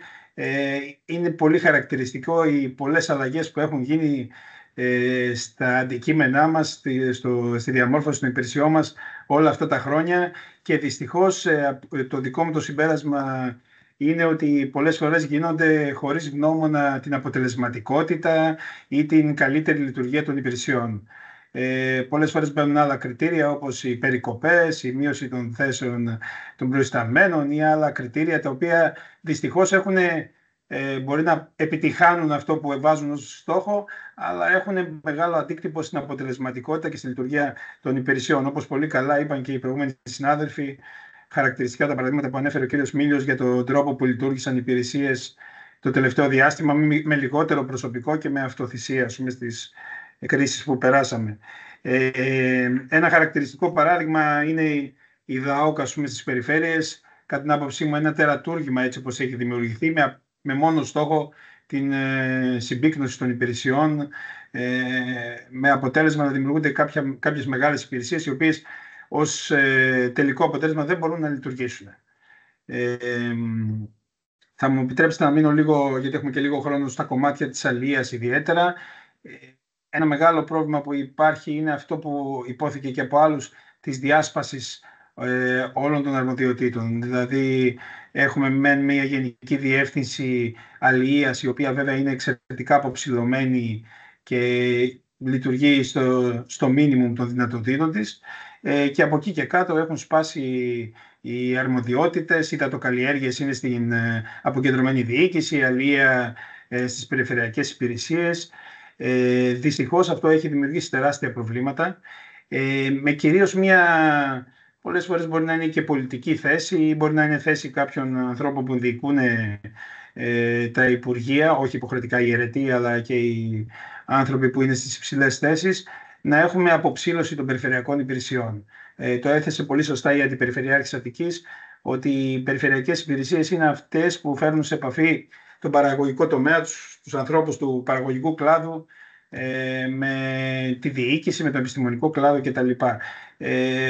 Αυτή τη στιγμή είναι αποψηλωμένες. Στον τομέα της αλίας είναι ελάχιστοι οι συνάδελφοι που έχουν μείνει και δουλεύουν. Οι υπηρεσίες δουλεύουν με ένα άτομο, σε άλλες περιπτώσεις χωρίς άτομο ειδικότητας. Και εδώ θα μου επιτρέψετε να θέσω ένα θέμα, επειδή είμαστε όλος ο κλάδος των γεωτεχνικών. Μπορεί να ομαδοποιούμαστε σε αυτό κάτω από αυτή την ονομασία, γιατί πραγματικά ασχολούμαστε με την πρωτογενή παραγωγή όλοι μας. Έχουμε όμως διαφορετικά επιστημονικά αντικείμενα. Και αυτό πρέπει να είναι σεβαστό πάντα και να αλληλοσυμπληρωνόμαστε, αντί να επιδιώκουν διάφοροι κλάδοι να υποκαταστήσουν ή να πάρουν αντικείμενα από άλλους. Υπάρχει χώρος για όλους και για να μπορέσει να είμαστε αποδοτικοί σαν κράτος θα πρέπει να εκμεταλλευόμαστε τις σωστές ειδικότητες πάντα στα σωστά αντικείμενα. Τα προβλήματα που αντιμετωπίζουμε εμείς και μας κάνουν να υπολειτουργούμε και να μην είμαστε αποτελεσματικοί σαν κλάδος ιχθυολόγων, κυρίως του δημοσίου, είναι πέρα από τις προσλήψεις, οι οποίες είναι ελάχιστες, φεύγει συνεχώς κόσμος χωρίς να έρχεται. Είναι ότι υπάρχει αρκετός διοικητικός φόρτος που μας στερεί από το πραγματικό ρόλο μας, από το να είμαστε έξω. Δεν ενεργοποιούνται αρμοδιότητες οι οποίες θα μπορούσαν να μας κάνουν να είμαστε ακόμα χρησιμότεροι για το επάγγελμα, όπως οι επιθεωρητές αλίας. Ζητάνε οι συνάδελφοι να αποκτήσουμε, να ενεργοποιηθούν όλα αυτά για να μπορούμε να αποδώσουμε καλύτερα και όχι να είμαστε πίσω στα γραφεία λειτουργώντας διοικητικά και βγάζοντας άδειες και άλλα πράγματα.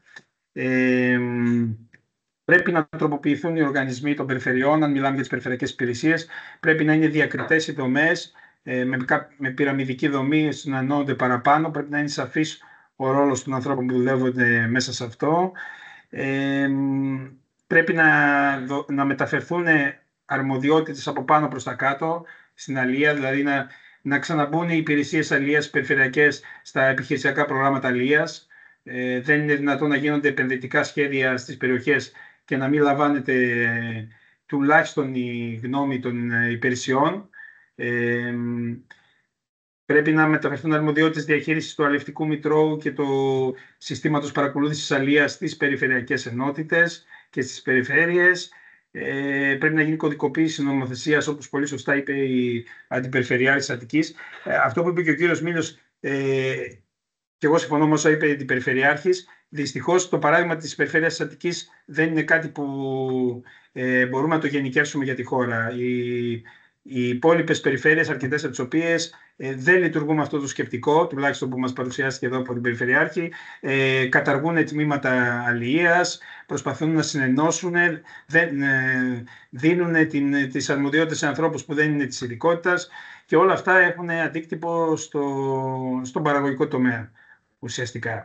Άρα μακάρι αυτές οι θέσεις που ακούσαμε από τη μοναδική εκπρόσωπο των πολιτικών που υπάρχει στο πάνελ να μπορέσουν να μεταφερθούν και πραγματικά μέσω της ΕΜΠΕ και να μπορέσει να γίνει κανόνας η στήριξη των υπηρεσιών, των γεωτεχνικών υπηρεσιών των περιφερειών και ίσως αν σε επόμενο στάδιο επιτευχθεί αυτό που είπε και ο Γενικός Γραμματέας της ΠΟΓΕΔΗ, μια καθετοποίηση. Δεν μπορεί να θεωρούμε τα δάση κρατική περιουσία και όχι τη θάλασσα, όπως είπε στην αρχή ο κύριος Ρίζος. Αυτά από μένα, συνοπτικά, για να μην σας φάω και τον χρόνο. Σας ευχαριστώ πολύ. Και εμείς ευχαριστούμε πάρα πολύ, κύριε Τσιάνη. Να δώσω ευθύς αμέσως, και συγγνώμη για την καθυστέρηση, Πρόεδρε, το λόγο στον Πρόεδρο του Γεωτεχνικού Επιμελητηρίου Ελλάδος, τον κύριο Μερένο Καρδικιώτη. Πρόεδρε, σας ακούμε. Καλησπέρα και από μένα. Συγγνώμη για την καθυστέρηση. Απλά είχαμε παράλληλα διοικητικό συμβούλιο την ίδια ώρα.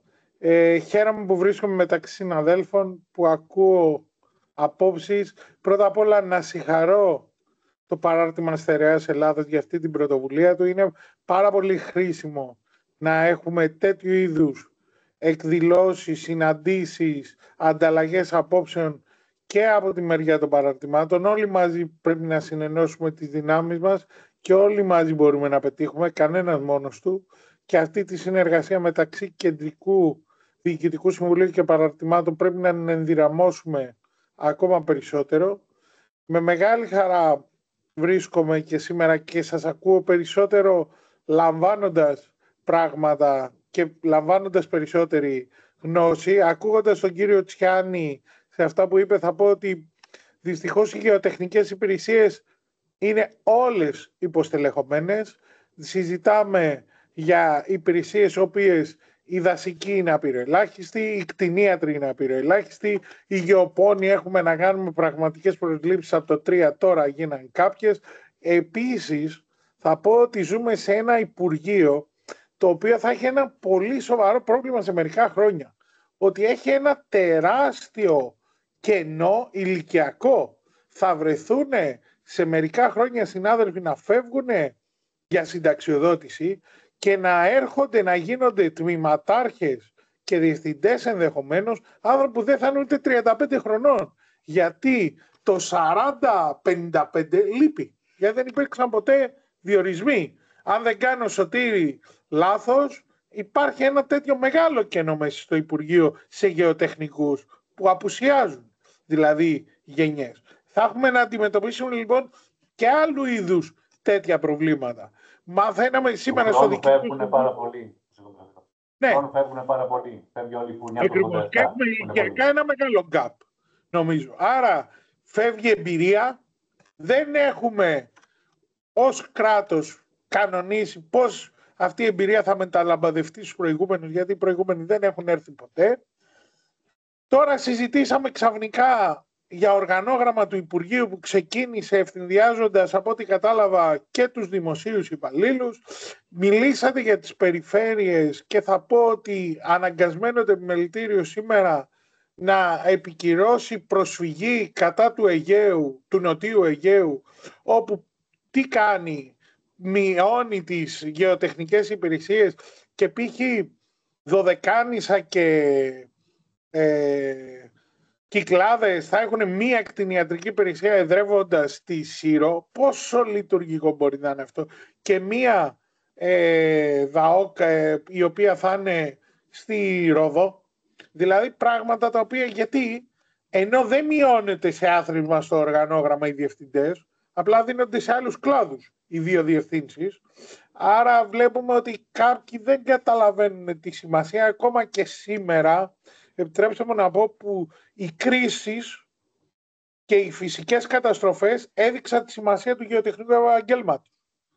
Μιλάμε για ζωονόσους, όπου αν δεν υπήρχαν κτηνίατροι θα συζητούσαμε για την ολέθρια καταστροφή.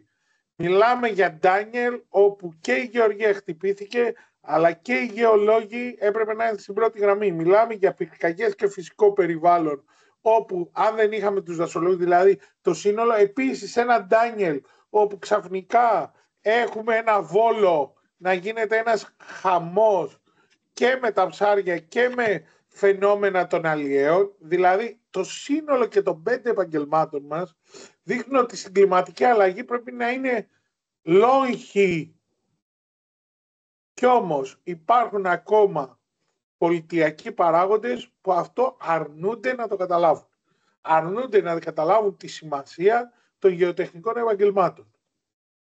Δυστυχώς, ως επιμελητήριο, έχουμε τον άχαρο ρόλο, πέρα από το να πιέζουμε, να είμαστε και στην κατάσταση των προσφυγών. Με τον έναν ή με τον άλλο τρόπο, σας δεσμεύομαι προσωπικά, αλλά και για όλο το Διοικητικό Συμβούλιο, θα προασπίσουμε αυτά τα δικαιώματα. Παντού μιλάμε για προσλήψεις, παντού λέμε ότι πρέπει να ενισχυθούν αυτά τα επαγγέλματα. Μάλιστα, μπορεί να ακούμε από τους υπουργούς ότι προτεραιότητα έχει η υγεία, αλλά τους αντιτείνουμε ότι η ασφάλεια και η διατροφική ασφάλεια που έχουν να κάνουν κυρίως τα επαγγέλματά μας, και μιλάω για γεωπόνους, κτηνιάτρους, ιχθυολόγους, κατά κύριο λόγο, είναι και αυτά θέματα υγείας και πολύ σοβαρά θέματα υγείας, και έτσι θα πρέπει να τα δούνε. Είμαστε εδώ να δώσουμε όλη αυτή τη μάχη όλοι μαζί και ελπίζω στο τέλος να καταφέρουμε να πάμε μερικά βήματα πιο μπροστά. Με χαρά θα ακούσω και την υπόλοιπη, αγαπητή μου Πρόεδρε, εκδήλωσή σας, και είμαστε εδώ για τα συμπεράσματα να μπορέσουμε να τα επεξεργαστούμε. Ευχαριστώ πάρα πολύ, Πρόεδρε, για την τοποθέτησή σας. Όπως είχα αναφερθεί και στην αρχή, η εκδήλωση καταγράφεται, θα γίνει μαγνητοφώνηση και καταγραφή των συμπερασμάτων, τα οποία θα σταλούν προφανώς σε εσάς, αλλά και τόσο στην πολιτική ηγεσία του Υπουργείου Αγροτικής Ανάπτυξης και Τροφίμων, όσο και στους αρμόδιους περιφερειάρχες της Αττικής και της Στερεάς Ελλάδας. Δεν θέλω να τραβώ περισσότερο. Δίνω κατευθείαν τον λόγο στον κύριο Νίκο Μπαγκή και αμέσως μετά στον κύριο Σιδηρόπουλο Νίκο. Ο κύριος Μπαγκής εκπροσωπεί την Πανελλήνια Ένωση Γεωπόνων Δημοσίων Υπαλλήλων. Ο λόγος σας για 5 λεπτά. Ευχαριστούμε. Ναι, ακούγομαι, εντάξει. Ωραία. Ευχαριστώ. Καλησπέρα σε όλους και ευχαριστώ και για τον λόγο. Ουσιαστικά υπόθηκαν τα περισσότερα. Όπως είπατε και εσείς, καλύτερα είναι να μην κάνουμε μόνο διατυπώσεις, να κάνουμε προτάσεις. Αλλά ό,τι προτάσεις και να λέμε ότι κάνουμε εμείς, άμα δεν υπάρχουν πολιτικές αποφάσεις, πώς θα υλοποιηθούν. Ουσιαστικά, λοιπόν, αντίστοιχα και στους δημοσίους γεωπόνους υπαλλήλους, αυτά που υπόθηκαν, πράγματι πρέπει να είμαστε και είναι και πάγια θέση και της ΠΕΚΔΙ όπως και της Ομοσπονδίας, ότι πρέπει να είμαστε σε μια καθετοποιημένη δομή. Εμάς, όπως υπόθηκε και στο παράδειγμα της Λαμίας από τον κύριο Ρίζο τον Δημήτρη, είναι ακόμα περισσότερες υπηρεσίες που είναι διαφορετικές μέσα στο νομό Ηρακλείου, στην υπηρεσία που βρίσκομαι, έτσι. Τυχαίνει και είμαι σε μια από τις υπηρεσίες, από τις λίγες που έχουν μείνει εφαρμογών στις γεωργικές προειδοποίησεις και έχω μεγάλη επαφή συνεχώς με παραγωγούς, κυρίως με αμπελουργούς, ελαιοπαραγωγούς, γιατί είμαστε έξω, ουσιαστικά βοηθούμε τον πρωτογενή τομέα με την φυτοπροστασία. Και με τα εινοποιεία μεγάλη σχέση. Αυτό που εισπράττουμε είναι ότι είναι αποκομμένες εντελώς οι εφαρμογές από τον πρωτογενή τομέα, αισθάνονται εντελώς μόνοι τους ότι είναι. Το Υπουργείο και γενικά το κράτος το βλέπουν μόνο ότι είναι σαν στις αποζημιώσεις και στις επιδοτήσεις. Δεν βλέπουν να έχουν κάποια άλλη σχέση μαζί του. Δηλαδή, εφαρμογές δεν υπάρχουν όπως παλιά υπήρχε και υπόθηκε, αν δεν κάνω λάθος, από τον Δημήτρη το Ρίζο, ότι παλιά οι υπηρεσίες είχαν και τις εφαρμογές. Αυτό όσον αφορά τι εντύπωση έχουν για τις υπηρεσίες. Τώρα βέβαια θα μου πείτε και οι υπηρεσίες πώς μπορούν να ανταποκριθούν. Όταν το παράδειγμα που έθεσε για τη Λαμία, αντίστοιχα να πω για τον νομό Ηρακλείου, η Διεύθυνση Γεωργίας τότε ήταν κάποτε 188 περιφερειακά γραφεία είχε. Ούτε ένα δεν μπορεί να στελεχωθεί πια. Όλοι έχουν συγκεντρωθεί κεντρικά στο Ηράκλειο και είναι 30. Δηλαδή αυτή η υποστελέχωση παντού υπάρχει. Αν προσθέσουμε ότι υπάρχει ταυτόχρονα και εργασιακή και οικονομική εξαθλίωση, με το να προσπαθούν να κάνουν και διοικητικά πολλά περισσότερα και εργασιακά, καμία αρμοδιότητα δεν φεύγει. Προστίθονται αρμοδιότητες, προσπαθούν να τις φέρουν εις πέρας και τις παλιές και τις καινούριες που βγαίνουν. Και ταυτόχρονα οικονομικά, άμα μιλήσουμε με μεγέθη, δεν μιλάμε μόνο για τις απώλειες των δώρων, μιλάμε για μειώσεις τα τελευταία 15 χρόνια, περίπου 13 χρόνια, της τάξης του 40-45%. Θα μου πείτε ποιες είναι οι λύσεις. Οι λύσεις είναι καθαρά πολιτικές. Πρέπει να υπάρξει, να πιστούν ότι πρέπει να στηρίξουν το πρωτογενή τομέα. Πρέπει να στηρίξουν το πρωτογενή τομέα, στηρίζοντας και τις γεωτεχνικές υπηρεσίες που θα στηρίξουν το πρωτογενή τομέα. Και φτιάχνοντας ένα Υπουργείο, η αίσθηση, σας ξαναλέω, του κόσμου είναι ότι, του παραγωγών εννοώ, είναι ότι το Υπουργείο είναι Υπουργείο Επιδοτήσεων και Αποζημιώσεων. Αυτή είναι η αίσθηση του κόσμου, της επαφής που έχουμε μαζί τους. Καθετοποιημένες λοιπόν οι γεωτεχνικές υπηρεσίες, οι γεωπονικές υπηρεσίες πρέπει να είναι καθετοποιημένες. Εμάς υπάρχει το ΤΑΕ, υπάρχει το Περιφερειακό Κέντρο, υπάρχουν οι διευθύνσεις γεωργίας, υπάρχει αποκεντρωμένη διοίκηση, υπάρχει το ΓΕΑΛ, εντάξει, χώρια, ΕΦΕΤ, τώρα μιλώ για τον νόμο, έτσι, χώρια ΟΕΛΓΑ, χώρια ΟΠΚΠ, δεν υπάρχει τόσο σχέση μεταξύ τους όπως υπόθηκε. Κάπου κάτι γίνεται λάθος και είναι προφανώς από πάνω ξεκινάει. Δεν μπορούμε να λύσουμε ούτε οι υπάλληλοι ούτε οι συνδικαλιστές εύκολα, ούτε και το ΓΕΟΤΕ ως φορέας εύκολα όλα αυτά τα προβλήματα, εάν δεν πιστούν ότι πραγματικά πρέπει να κάνουν κάτι. Δεν φαίνεται να υπάρχει κάποιος σχεδιασμός ο οποίος θα έχει ένα αποτέλεσμα πάνω σε όλα αυτά. Δεν θέλω να κρατήσω το χρόνο περισσότερο, να γίνουν και περαιτέρω συζητήσεις. Καθετοποίηση λοιπόν, υποστελέχωση, υποστήριξη, πολιτικές αποφάσεις και φυσικά όμως και κίνητρα. Θέλει και κίνητρα. Και οι 5 γεωτεχνικοί κλάδοι είναι υποστελεχωμένοι, αλλά και οι 5 και οικονομικά εξαθλιωμένοι είναι. Αυτά. Ευχαριστώ πολύ. Και εμείς ειλικρινά, κύριε Μπαγκή, ευθύς αμέσως το λόγο στον πρόεδρο του Πανελλήνιου Συλλόγου Γεωλόγων Δημοσίου, τον κύριο Σιδηρόπουλο Νικόλα.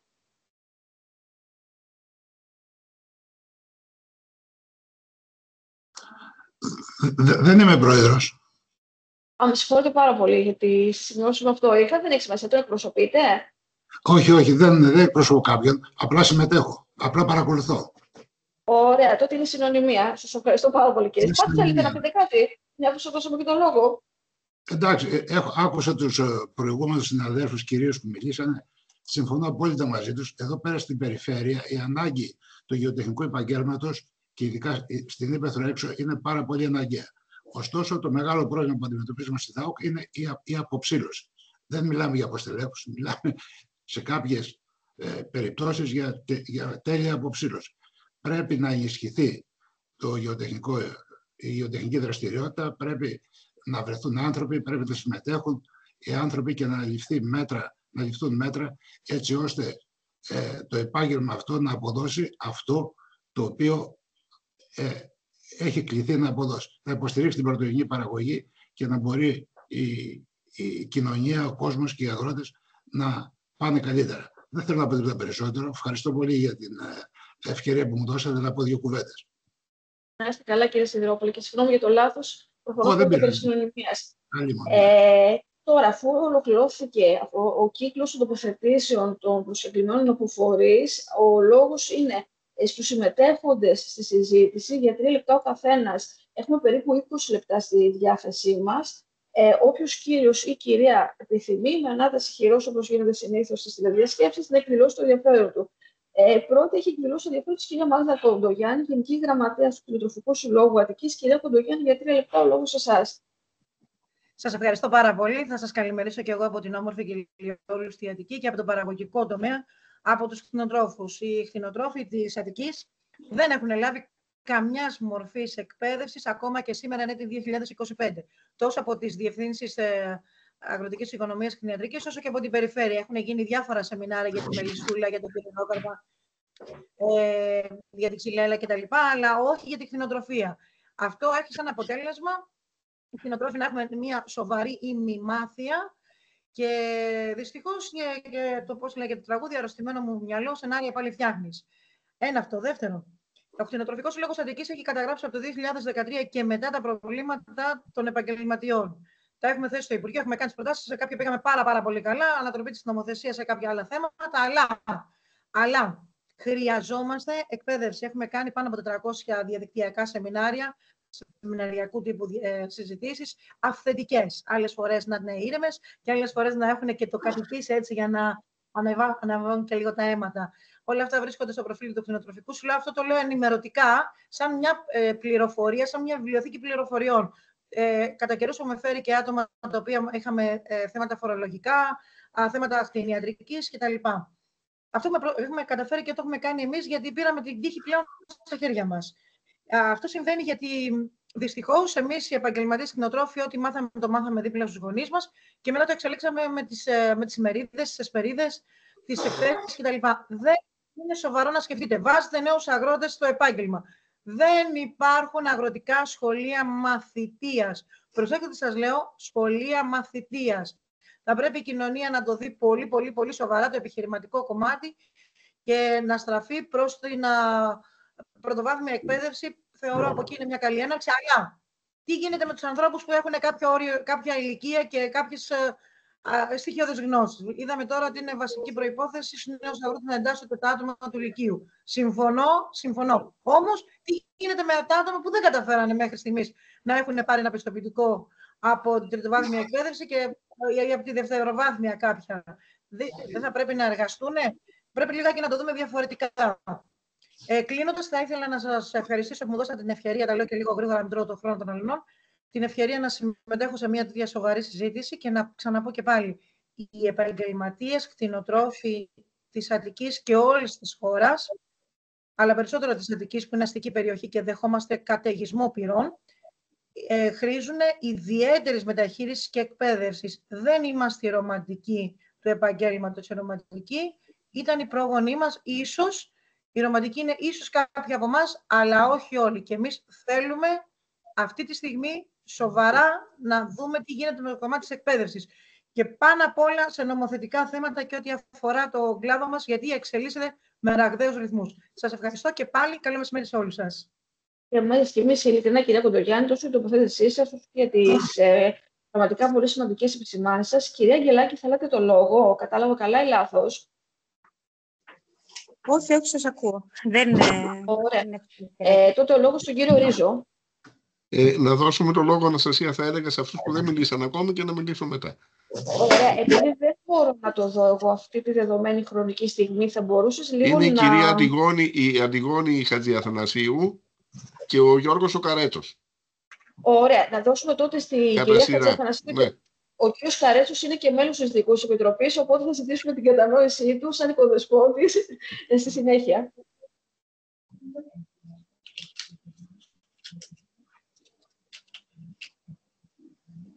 Κυρία Χατζιαθανασίου. Να δώσουμε, κυρία Χατζιαθανασίου, το λόγο στον κύριο Καρέτσο μέχρι να το βρείτε. Ωραία. Κύριε Καρέτσο, ο λόγος σε εσάς. Ευχαριστώ πολύ και κυρίως να ευχαριστήσουμε τους ομιλητές που είχαμε σήμερα εδώ και μας διαφωτίσανε για διάφορα ζητήματα και κυρίως μας ενισχύσαν για ακόμα μια φορά όλη την ανησυχία που έχουμε γύρω από τα ζητήματα του πρωτογενή τομέα. Δεν θα πω στις λεπτομέρειες γιατί τα ζητήματα είναι πάρα πολλά. Δεν είναι πάνω στους λακτέρ. Τι τριγωνική, τι αυτό. Τριγωνική πινακίδα. Δεν είναι. Δεν ξέρω τι είναι τριγωνική πινακίδα, τι είναι. Μαζί με τον αριθμό της καρτικής είναι και είναι τριγωνική. Αν θέλετε λίγο να κλείσετε το μικρόφωνο, γιατί μιλούσε ο κ. Καρέτσος, ευχαριστώ πάρα πολύ. Ωραία, να συνεχίσω και να πω ότι τέθηκαν πάρα πολλά ζητήματα και ερωτήματα. Δεν θα θέσω πολλά ερωτήματα, κυρίως προς την κυρία Αγγελάκη θα ήθελα να πω, που παρέλειψε να αναφερθεί ουσιαστικά για το αστικό πράσινο. Δεν φαίνεται ότι η περιφέρεια να έχει κάποιο ενδιαφέρον προς αυτή την κατεύθυνση, ενώ είναι ένα πολύ βασικό ζήτημα που αφορά τους κατοίκους του Λεκανοπεδίου κυρίως και των άλλων αστικών κέντρων της περιφέρειας. Νομίζω είναι πολύ σημαντικό να το ξαναδούνε στην περιφέρεια και επίσης να επισημάνω πώς ακριβώς μεταφέρεται η πολιτική από το Υπουργείο προς την περιφέρεια. Είναι ένα άγνωστο σημείο. Όπως άγνωστο είναι και πώς μεταφέρονται όλες αυτές οι πολιτικές με την πολυδιάσπαση των υπηρεσιών από την Ευρωπαϊκή Ένωση με τους κανονισμούς και τις οδηγίες, από την κυβερνητική πολιτική προς τις περιφέρειες και τις αποκεντρωμένες διοικήσεις. Αυτό είναι ένα θαύμα. Αν κάτι υπάρχει αποτελεσματικό, κυρίως οφείλεται στην αυτοθυσία των συναδέλφων που έχουν απομείνει σε αυτές τις υπηρεσίες. Αυτό. Ευχαριστώ πολύ. Εμείς, κύριε Καρέτσο, ήταν απλώς μεταφορά, περιμένετε κάποια απάντηση από την κυρία Αγγελάκη. Μπορώ να σας πω δύο λόγια, αν θέλετε, πολύ σύντομα. Για το κομμάτι του πρασίνου είναι κάτι το οποίο θα πρέπει να το μεταφέρω αρμοδίως, διότι υπάρχει και ο αρμόδιος αντιπεριφερειάρχης περιβάλλοντος.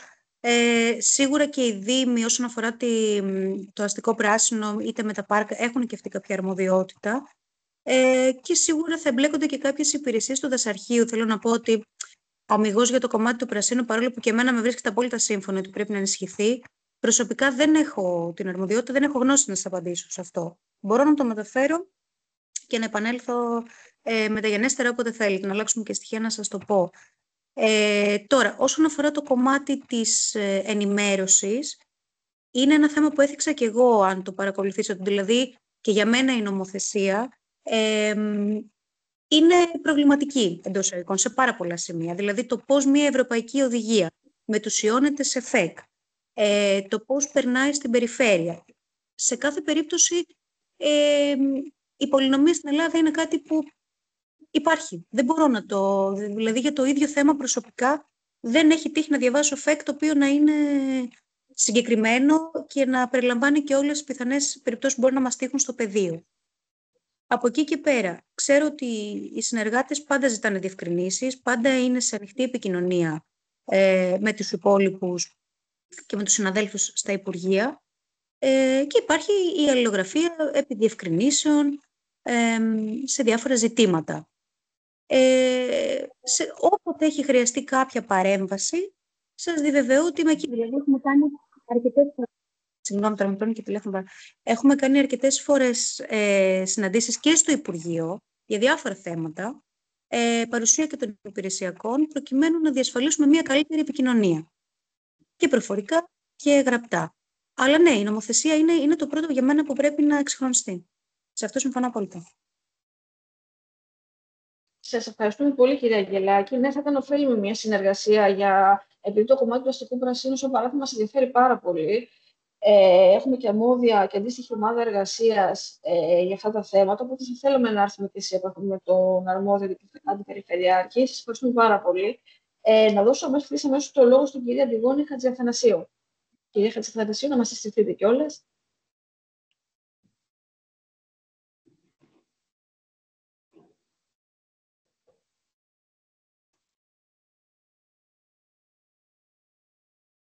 Ωραία. Κύριε Ρίζο, θέλετε να σχολιάσετε κάτι, γιατί είχατε ακόμα ανεβασμένο το χέρι.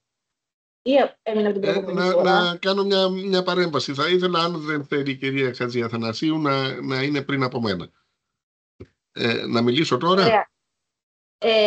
Όχι, εφόσον θέλετε να είναι πριν από εσάς, εγώ θα ήθελα να ξαναδώσω το λόγο στον κύριο Ρίζο πάλι να μιλήσει. Ενδεχομένως αντιμετωπίζει κάποιο. Ναι, πάλι δεν βρίσκει το μικρόφωνο. Έχουμε χρόνο, έχουμε περίπου 20 λεπτά μέχρι την ολοκλήρωση της συζήτησης, οπότε μην αγχώνεστε. Ωραία. Οπότε μπορώ να δευτερομιλήσω, τέλος πάντων, έτσι.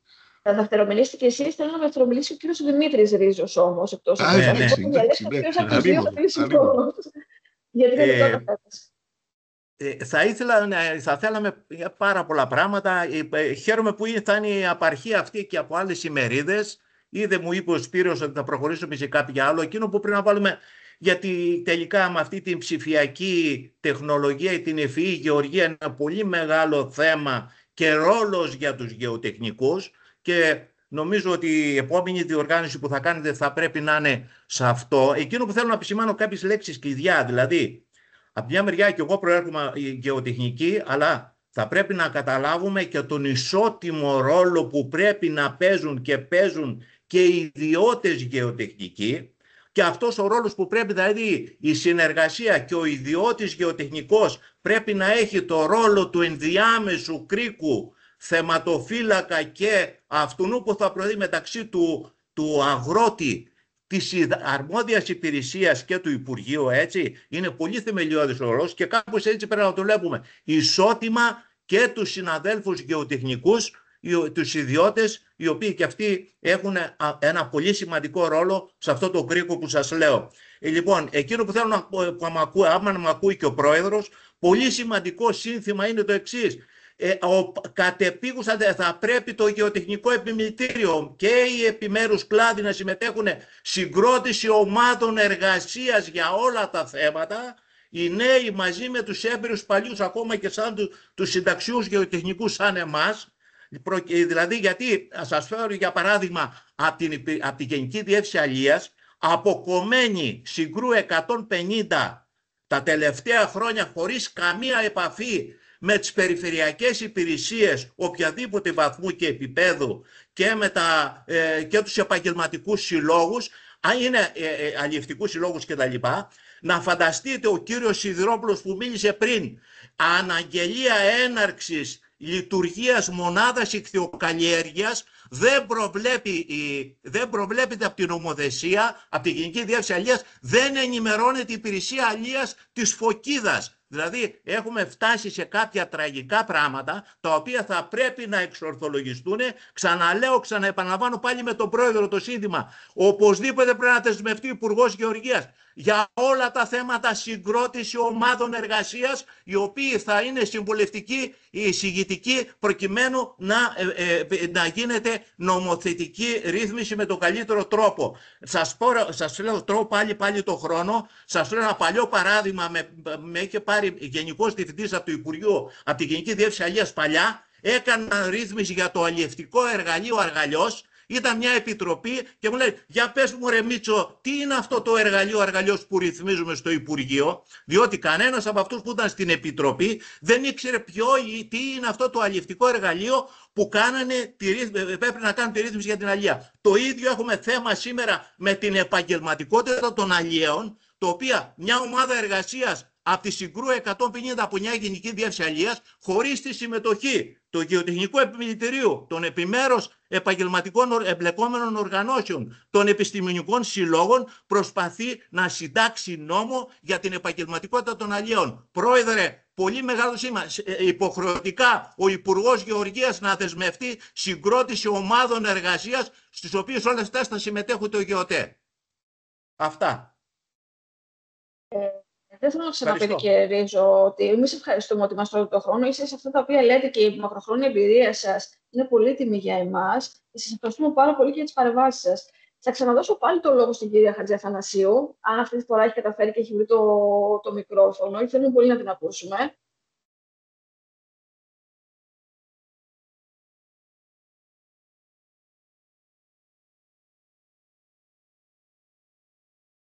Πρέπει να υπάρχει ακόμα η δυσκολία. Ο λόγος σας, κύριε Ρίζο. Αν μας ακούει, το μικρόφωνο είναι πάνω δεξιά. Εγώ τουλάχιστον το βλέπω εκεί στην οθόνη. Αν ακούει ναι. Εγώ λέω να τη βοηθήσουμε λίγο, να δώσουμε λίγο ακόμα περισσότερο χρόνο. Κύριε Ρίζο. Ναι. Ο δεύτερος κύριος Ρίζος. Ναι. Είπαμε ότι υπάρχει και συγγένεια, έτσι το είπαμε αυτό, εκ των προτέρων. Λοιπόν, εγώ δεν θέλω να γκρινιάξω πολύ, αλλά θέλω να καταθέσω μερικά πράγματα, μιας και ο διάλογος θα πρέπει να είναι αρκετά επικοδομητικός για το μέλλον, όπως άλλωστε αγωνιζόμαστε όλοι εδώ. Να πω ότι σε σχέση με την υπερπαραγωγή που είχαμε το 1900, τη δεκαετία του 80 ουσιαστικά, όπου η παραγωγή αυξανόταν με έναν ρυθμό λόγω επιδοτήσεων. Έτσι, όχι ότι υπήρξε ποτέ στην Ελλάδα, ούτε θα υπάρξει κατά τη γνώμη τη δική μου κανένα στρατηγικό σχεδιασμός της παραγωγής, της πρωτογενούς παραγωγής.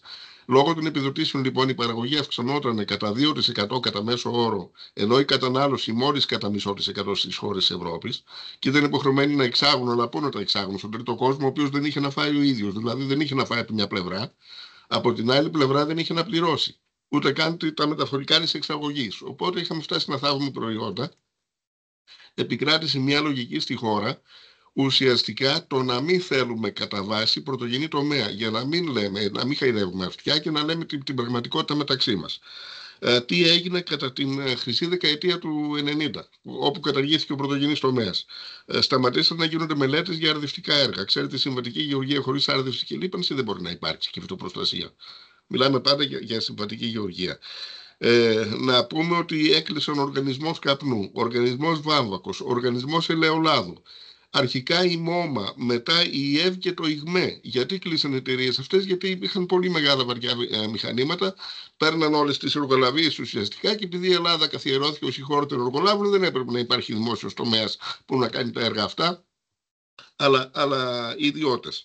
Αποτέλεσμα, η επάρκεια τροφίμων που είχαμε, και ήταν επάρκεια, δεν ήταν αυτάρκεια, ουδέποτε δεν υπήρξε αυτάρκεια. Υπήρχε επάρκεια όμως, δηλαδή μια ισορροπία ουσιαστικά σε αυτά που εξάγαμε με αυτά που εισάγαμε κατά βάση.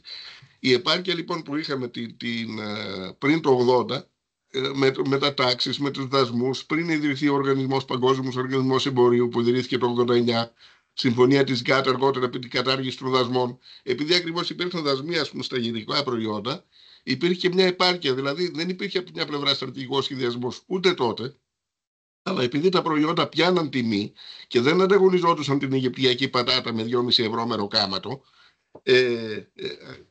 δεν υπάρχει σήμερα πια. Καλλιεργούμε για παράδειγμα σκληρό σιτάρι που επιδοτείται, επειδή ακριβώς επιδοτείται, που βγαίνουν τα ζυμαρικά, τα μακαρόνια, και δεν καλλιεργούμε μαλακό σιτάρι από το οποίο βγαίνει το ψωμάκι μας, το οποίο και εισάγουμε σε μορφή προκατεψυγμένης ζύμης. Και όταν γίνεται μετά μια κρίση στην Ουκρανία, για παράδειγμα, λέμε τι θα γίνουμε, δεν έχουμε να φάμε, θα κρυβαίνουν τα προϊόντα, η Ελλάδα θα πρέπει να θωρακιστεί. Πώς θα θωρακιστεί η Ελλάδα? Είπα πριν, οργανισμός βάμβακους, καπνού, ελαιολάδου, κίδε, πασεγιές, ελαιουργική. Μιλάω για δραστηριότητες που κλείσανε. Εργοστάσια λιπασμάτων, αρδευτικού εξοπλισμού όπως ο Πετζετάκης. Δεν βοηθηθήκαν οι επιχειρήσεις αυτές να συνεχίσουν. Μηχανολογικό εξοπλισμό όπως η Στάγερ, εργοστάσια ζάχαρης. Γενικώς και περάσαμε πέρα από αυτά που ενδιαφέρουν τον πρωτογενή τομέα και σε μια σταδιακή αποβιομηχάνηση της χώρας γενικότερα, προς όφελος του τουρισμού. Φέρνουμε 35 εκατομμύρια τουρίστες το χρόνο και μας φεύγει, βάζοντας συνάλλαγμα στη χώρα βέβαια, εννοείται, και μας φεύγει ένα σωρό συνάλλαγμα για να τους ταΐσουμε. Και αναρωτιέμαι, ο Ολλανδός έρχεται στην Ελλάδα για να φάει ολλανδικό τυρί? Μα άμα δεν υπάρχει ελληνικό, και κάποια στιγμή θα σταματήσει και να έρχεται. Και ο τουρισμός είναι μια επένδυση με πύληνα πόδια. Ένα μποϊκοτάζ γίνεται από την Τουρκία, ένα σεισμός γίνεται, ο τουρισμός τέρμα για τις επόμενες χρονιές. Και θα κάνει πολύ δηλαδή να ξανααναλάβει. Δεν ξέρω τι πρέπει να γίνει. Προφανώς θα πρέπει να... τα εγκυβουλευτικά έργα ξέχασα να αναφέρω προηγουμένως, τα οποία φύγανε από το Υπουργείο Γεωργίας και πήγανε στο Υπουργείο Υποδομών. Αυτό που είπα πριν σχετίζεται με την Ελλάδα, ότι είναι μάλλον η χώρα των εργολαβιών, και προφανώς θα πρέπει να γίνει ένα στρατηγικός σχεδιασμός για το τι θέλουμε, που θέλουμε να πάμε. Μέσα σε όλα αυτά τώρα βαρύνει και η κλιματική κρίση, η υποτιθέμενη, εγώ δεν έχω πιστεί προσωπικά τουλάχιστον εν το όλο, αλλά δεν έχει και σημασία, η υποτιθέμενη κλιματική κρίση, και δεν ξέρω αν αυτή τη στιγμή τα εργοστάσια στη Γερμανία ή στην Ολλανδία είναι έτοιμα να παράγουν άλευρα από έντομα. Είναι ένα ζήτημα αυτό. Οπότε εκεί θα μας ζητήσουν να καλλιεργήσουμε πλήρως τον πρωτογενή τομέα. Υποτίθεται ότι ρυπαίνει ο πρωτογενής τομέας. Όταν η γεωργία ανακαλύφθηκε τέλος πάντων 10.000 χρόνια π.Χ. μέχρι σήμερα, δεν μπορώ να καταλάβω. Υπάρχουν άλλες δραστηριότητες που ρυπαίνουν και δεν ξέρω αν είναι ανθρωπογενής τελικά η κλιματική κρίση. Το κλίμα αλλάζει ούτως ή άλλως. Δεν ξέρω λοιπόν, δεν έχουμε να προτείνουμε κάτι. Αυτές οι συζητήσεις είναι πάρα πολύ καλές για το τι μπορούμε να κάνουμε για να διασώσουμε τουλάχιστον ό,τι μπορεί να διασωθεί. Ευχαριστώ πολύ, δεν θα παρέμβω άλλο. Και εμείς, κύριε Σπυρορίζο. Κυρία Χατζηθανασίου, μήπως τώρα μπορώ να πω κάτι? Μίλησα στο τηλέφωνο μαζί της. Εννοείται. Ναι. Μίλησα στο τηλέφωνο μαζί της. Δεν είναι, κάτι έχει γίνει με το μικρόφωνο της, το βλέπει που είναι. Απλά του εμφανίζει γκρι, μπήκε στις ρυθμίσεις, δεν μπορεί να το λύσει. Επομένως, σας χαιρετίζει. Δεν ήθελα να κάνει απλά μια παρέμβαση, δεν έχει να μεταφέρω κάτι εγώ. Εντάξει. Σας ευχαριστώ πολύ. Θα χαρώ πάρα πολύ να συζητήσουμε σε δεύτερο χρόνο, γιατί είναι σημαντικές και οι παρεμβάσεις της κυρίας Χατζηθανασίου. Δεν ξέρω αν κάποιος άλλος, πρωτού ολοκληρώσουμε τη σημερινή μας συζήτηση, θέλει να τοποθετηθεί, θέλει να προσθέσει κάτι στην κουβέντα μας. Πρωτού γίνει το κλείσιμο της συζήτησης. Η κυρία Τσόλιου, φυσικά. Καλησπέρα σας. Καλησπέρα και από μένα.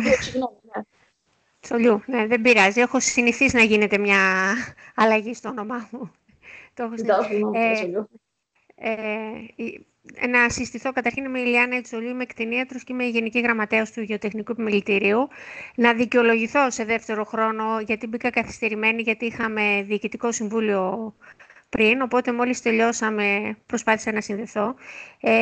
Είναι πολύ ενδιαφέρουσα που ξεκινήσατε ως παράρτημα ανοίξατε αυτό το θέμα, τη θεματολογία για τη συμβολή των γεωτεχνικών υπηρεσιών στην αγροτική παραγωγή.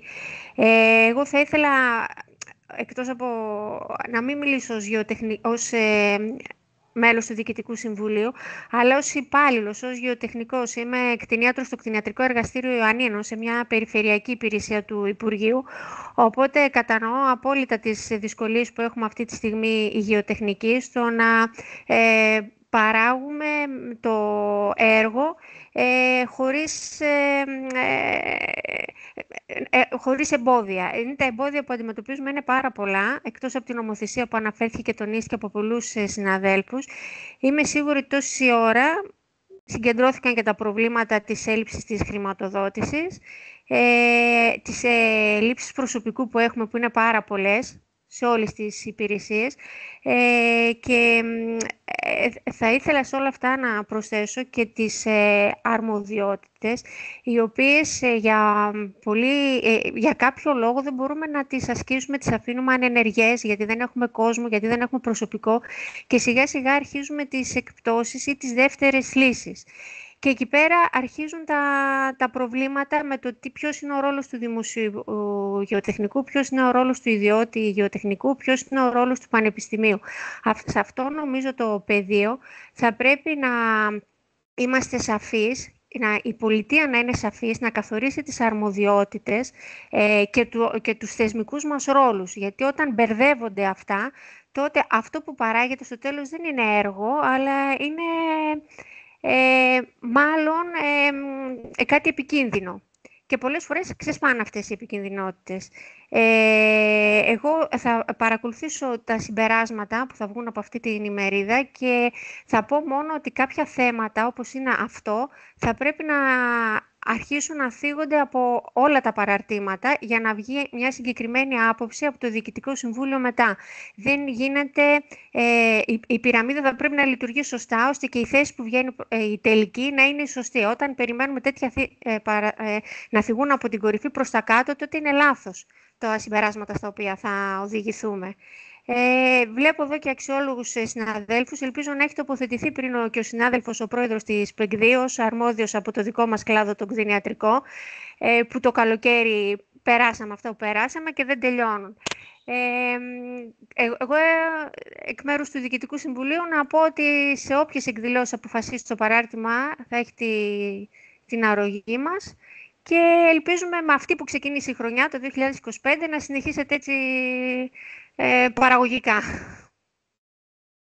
Σας ευχαριστούμε πολύ, κυρία Τσολιού, για την τοποθέτησή σας και για την παρέμβαση. Το ανέφερα προηγουμένως, αλλά νομίζω ότι είναι καλό να το ξαναπώ πάλι, ότι ούτως ή άλλως το παράρτημα αποτελεί κομμάτι του επιμελητηρίου. Η συζήτηση βιντεοσκοπήθηκε, θα κρατούνται πρακτικά, θα γίνει από μαγνητοφώνες, οπότε θα έρθουν τα αποτελέσματα σε εσάς με σκοπό να τα αξιοποιήσετε.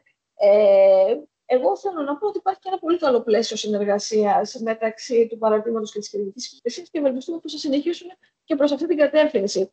Εάν δεν έχει κάποιος άλλος συμμετέχον ή συμμετέχουσα να προσθέσει κάτι, να κάνω το κλείσιμο της σημερινής εκδήλωσης. Λοιπόν, και να αναφέρω ότι η εκδήλωση η σημερινή έχει ως στόχο να αναδείξει τον καθοριστικό ρόλο των γεωτεχνικών στην προσπάθεια της πολιτείας να εξελίξει τον πρωτογενή τομέα παραγωγής, ώστε να καταστεί βασικός μοχλός ανάπτυξης τόσο της υπαίθρου όσο και της οικονομίας της χώρας.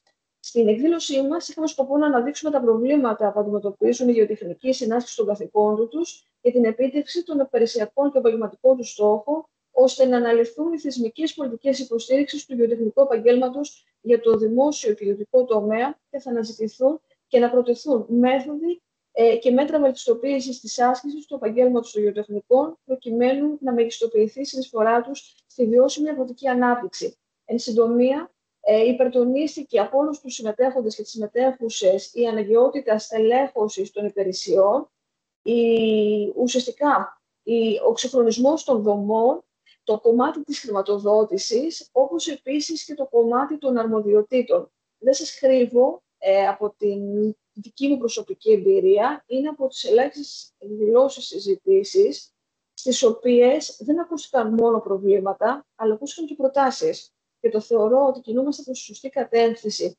ως παράρτημα να επιτελέσουμε το ρόλο για τον οποίο έχουμε κληθεί, δηλαδή να αποτελούμε, να μπορούμε και εμείς με τη σειρά μας να υποβάλουμε προτάσεις προς την κυβερνητική υπηρεσία, βασιζόμενοι στις δικές σας απόψεις, στις δικές σας θέσεις.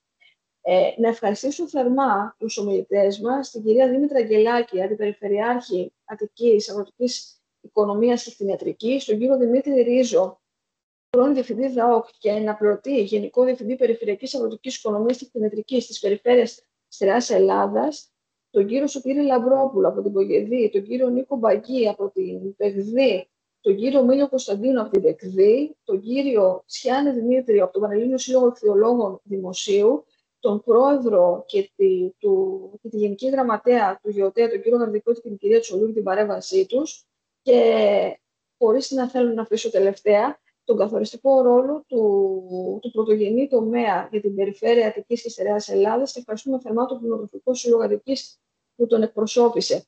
Εκ μέρους του κυρίου Καρέτσου, μέλους της Διοικητικής Επιτροπής, του Αντιπροέδρου, του κυρίου Σπύρου Ρίζου, των συνεργατών μας στο παράρτημα, της κυρίας Γεωργίας Κόρδου, Βασίλη Γράβαλου και Ειρήνη Σασιμιδάκη, και μου προσωπικά, σας ευχαριστούμε όλους και όλες για τη σημερινή σας συμμετοχή και σε πολύ σύντομο χρονικό διάστημα θα ενημερωθείτε για τις επόμενες δράσεις του παραρτήματος, πάντοτε στο πλευρό σας.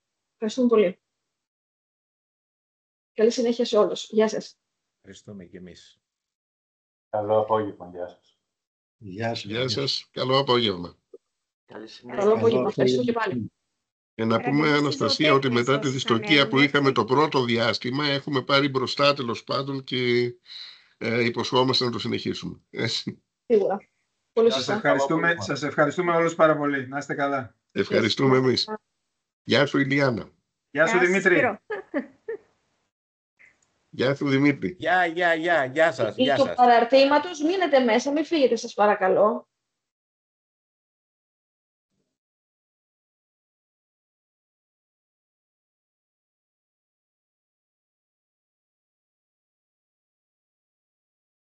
Νομίζω ότι μπορείς και εσύ αρχίσω να τους διώχνω. Έτσι ακριβώς, ναι.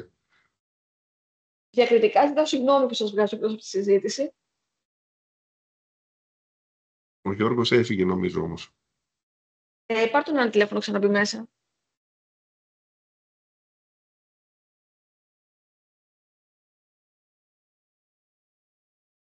Με συγχωρείτε, προσπαθώ λίγο σιγά σιγά να τους βγάζω όλους.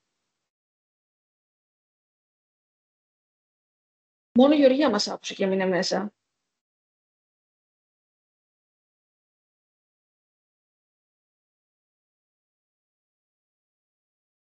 Η Γεωργία μας ακούω, άνοιξε κάμερα.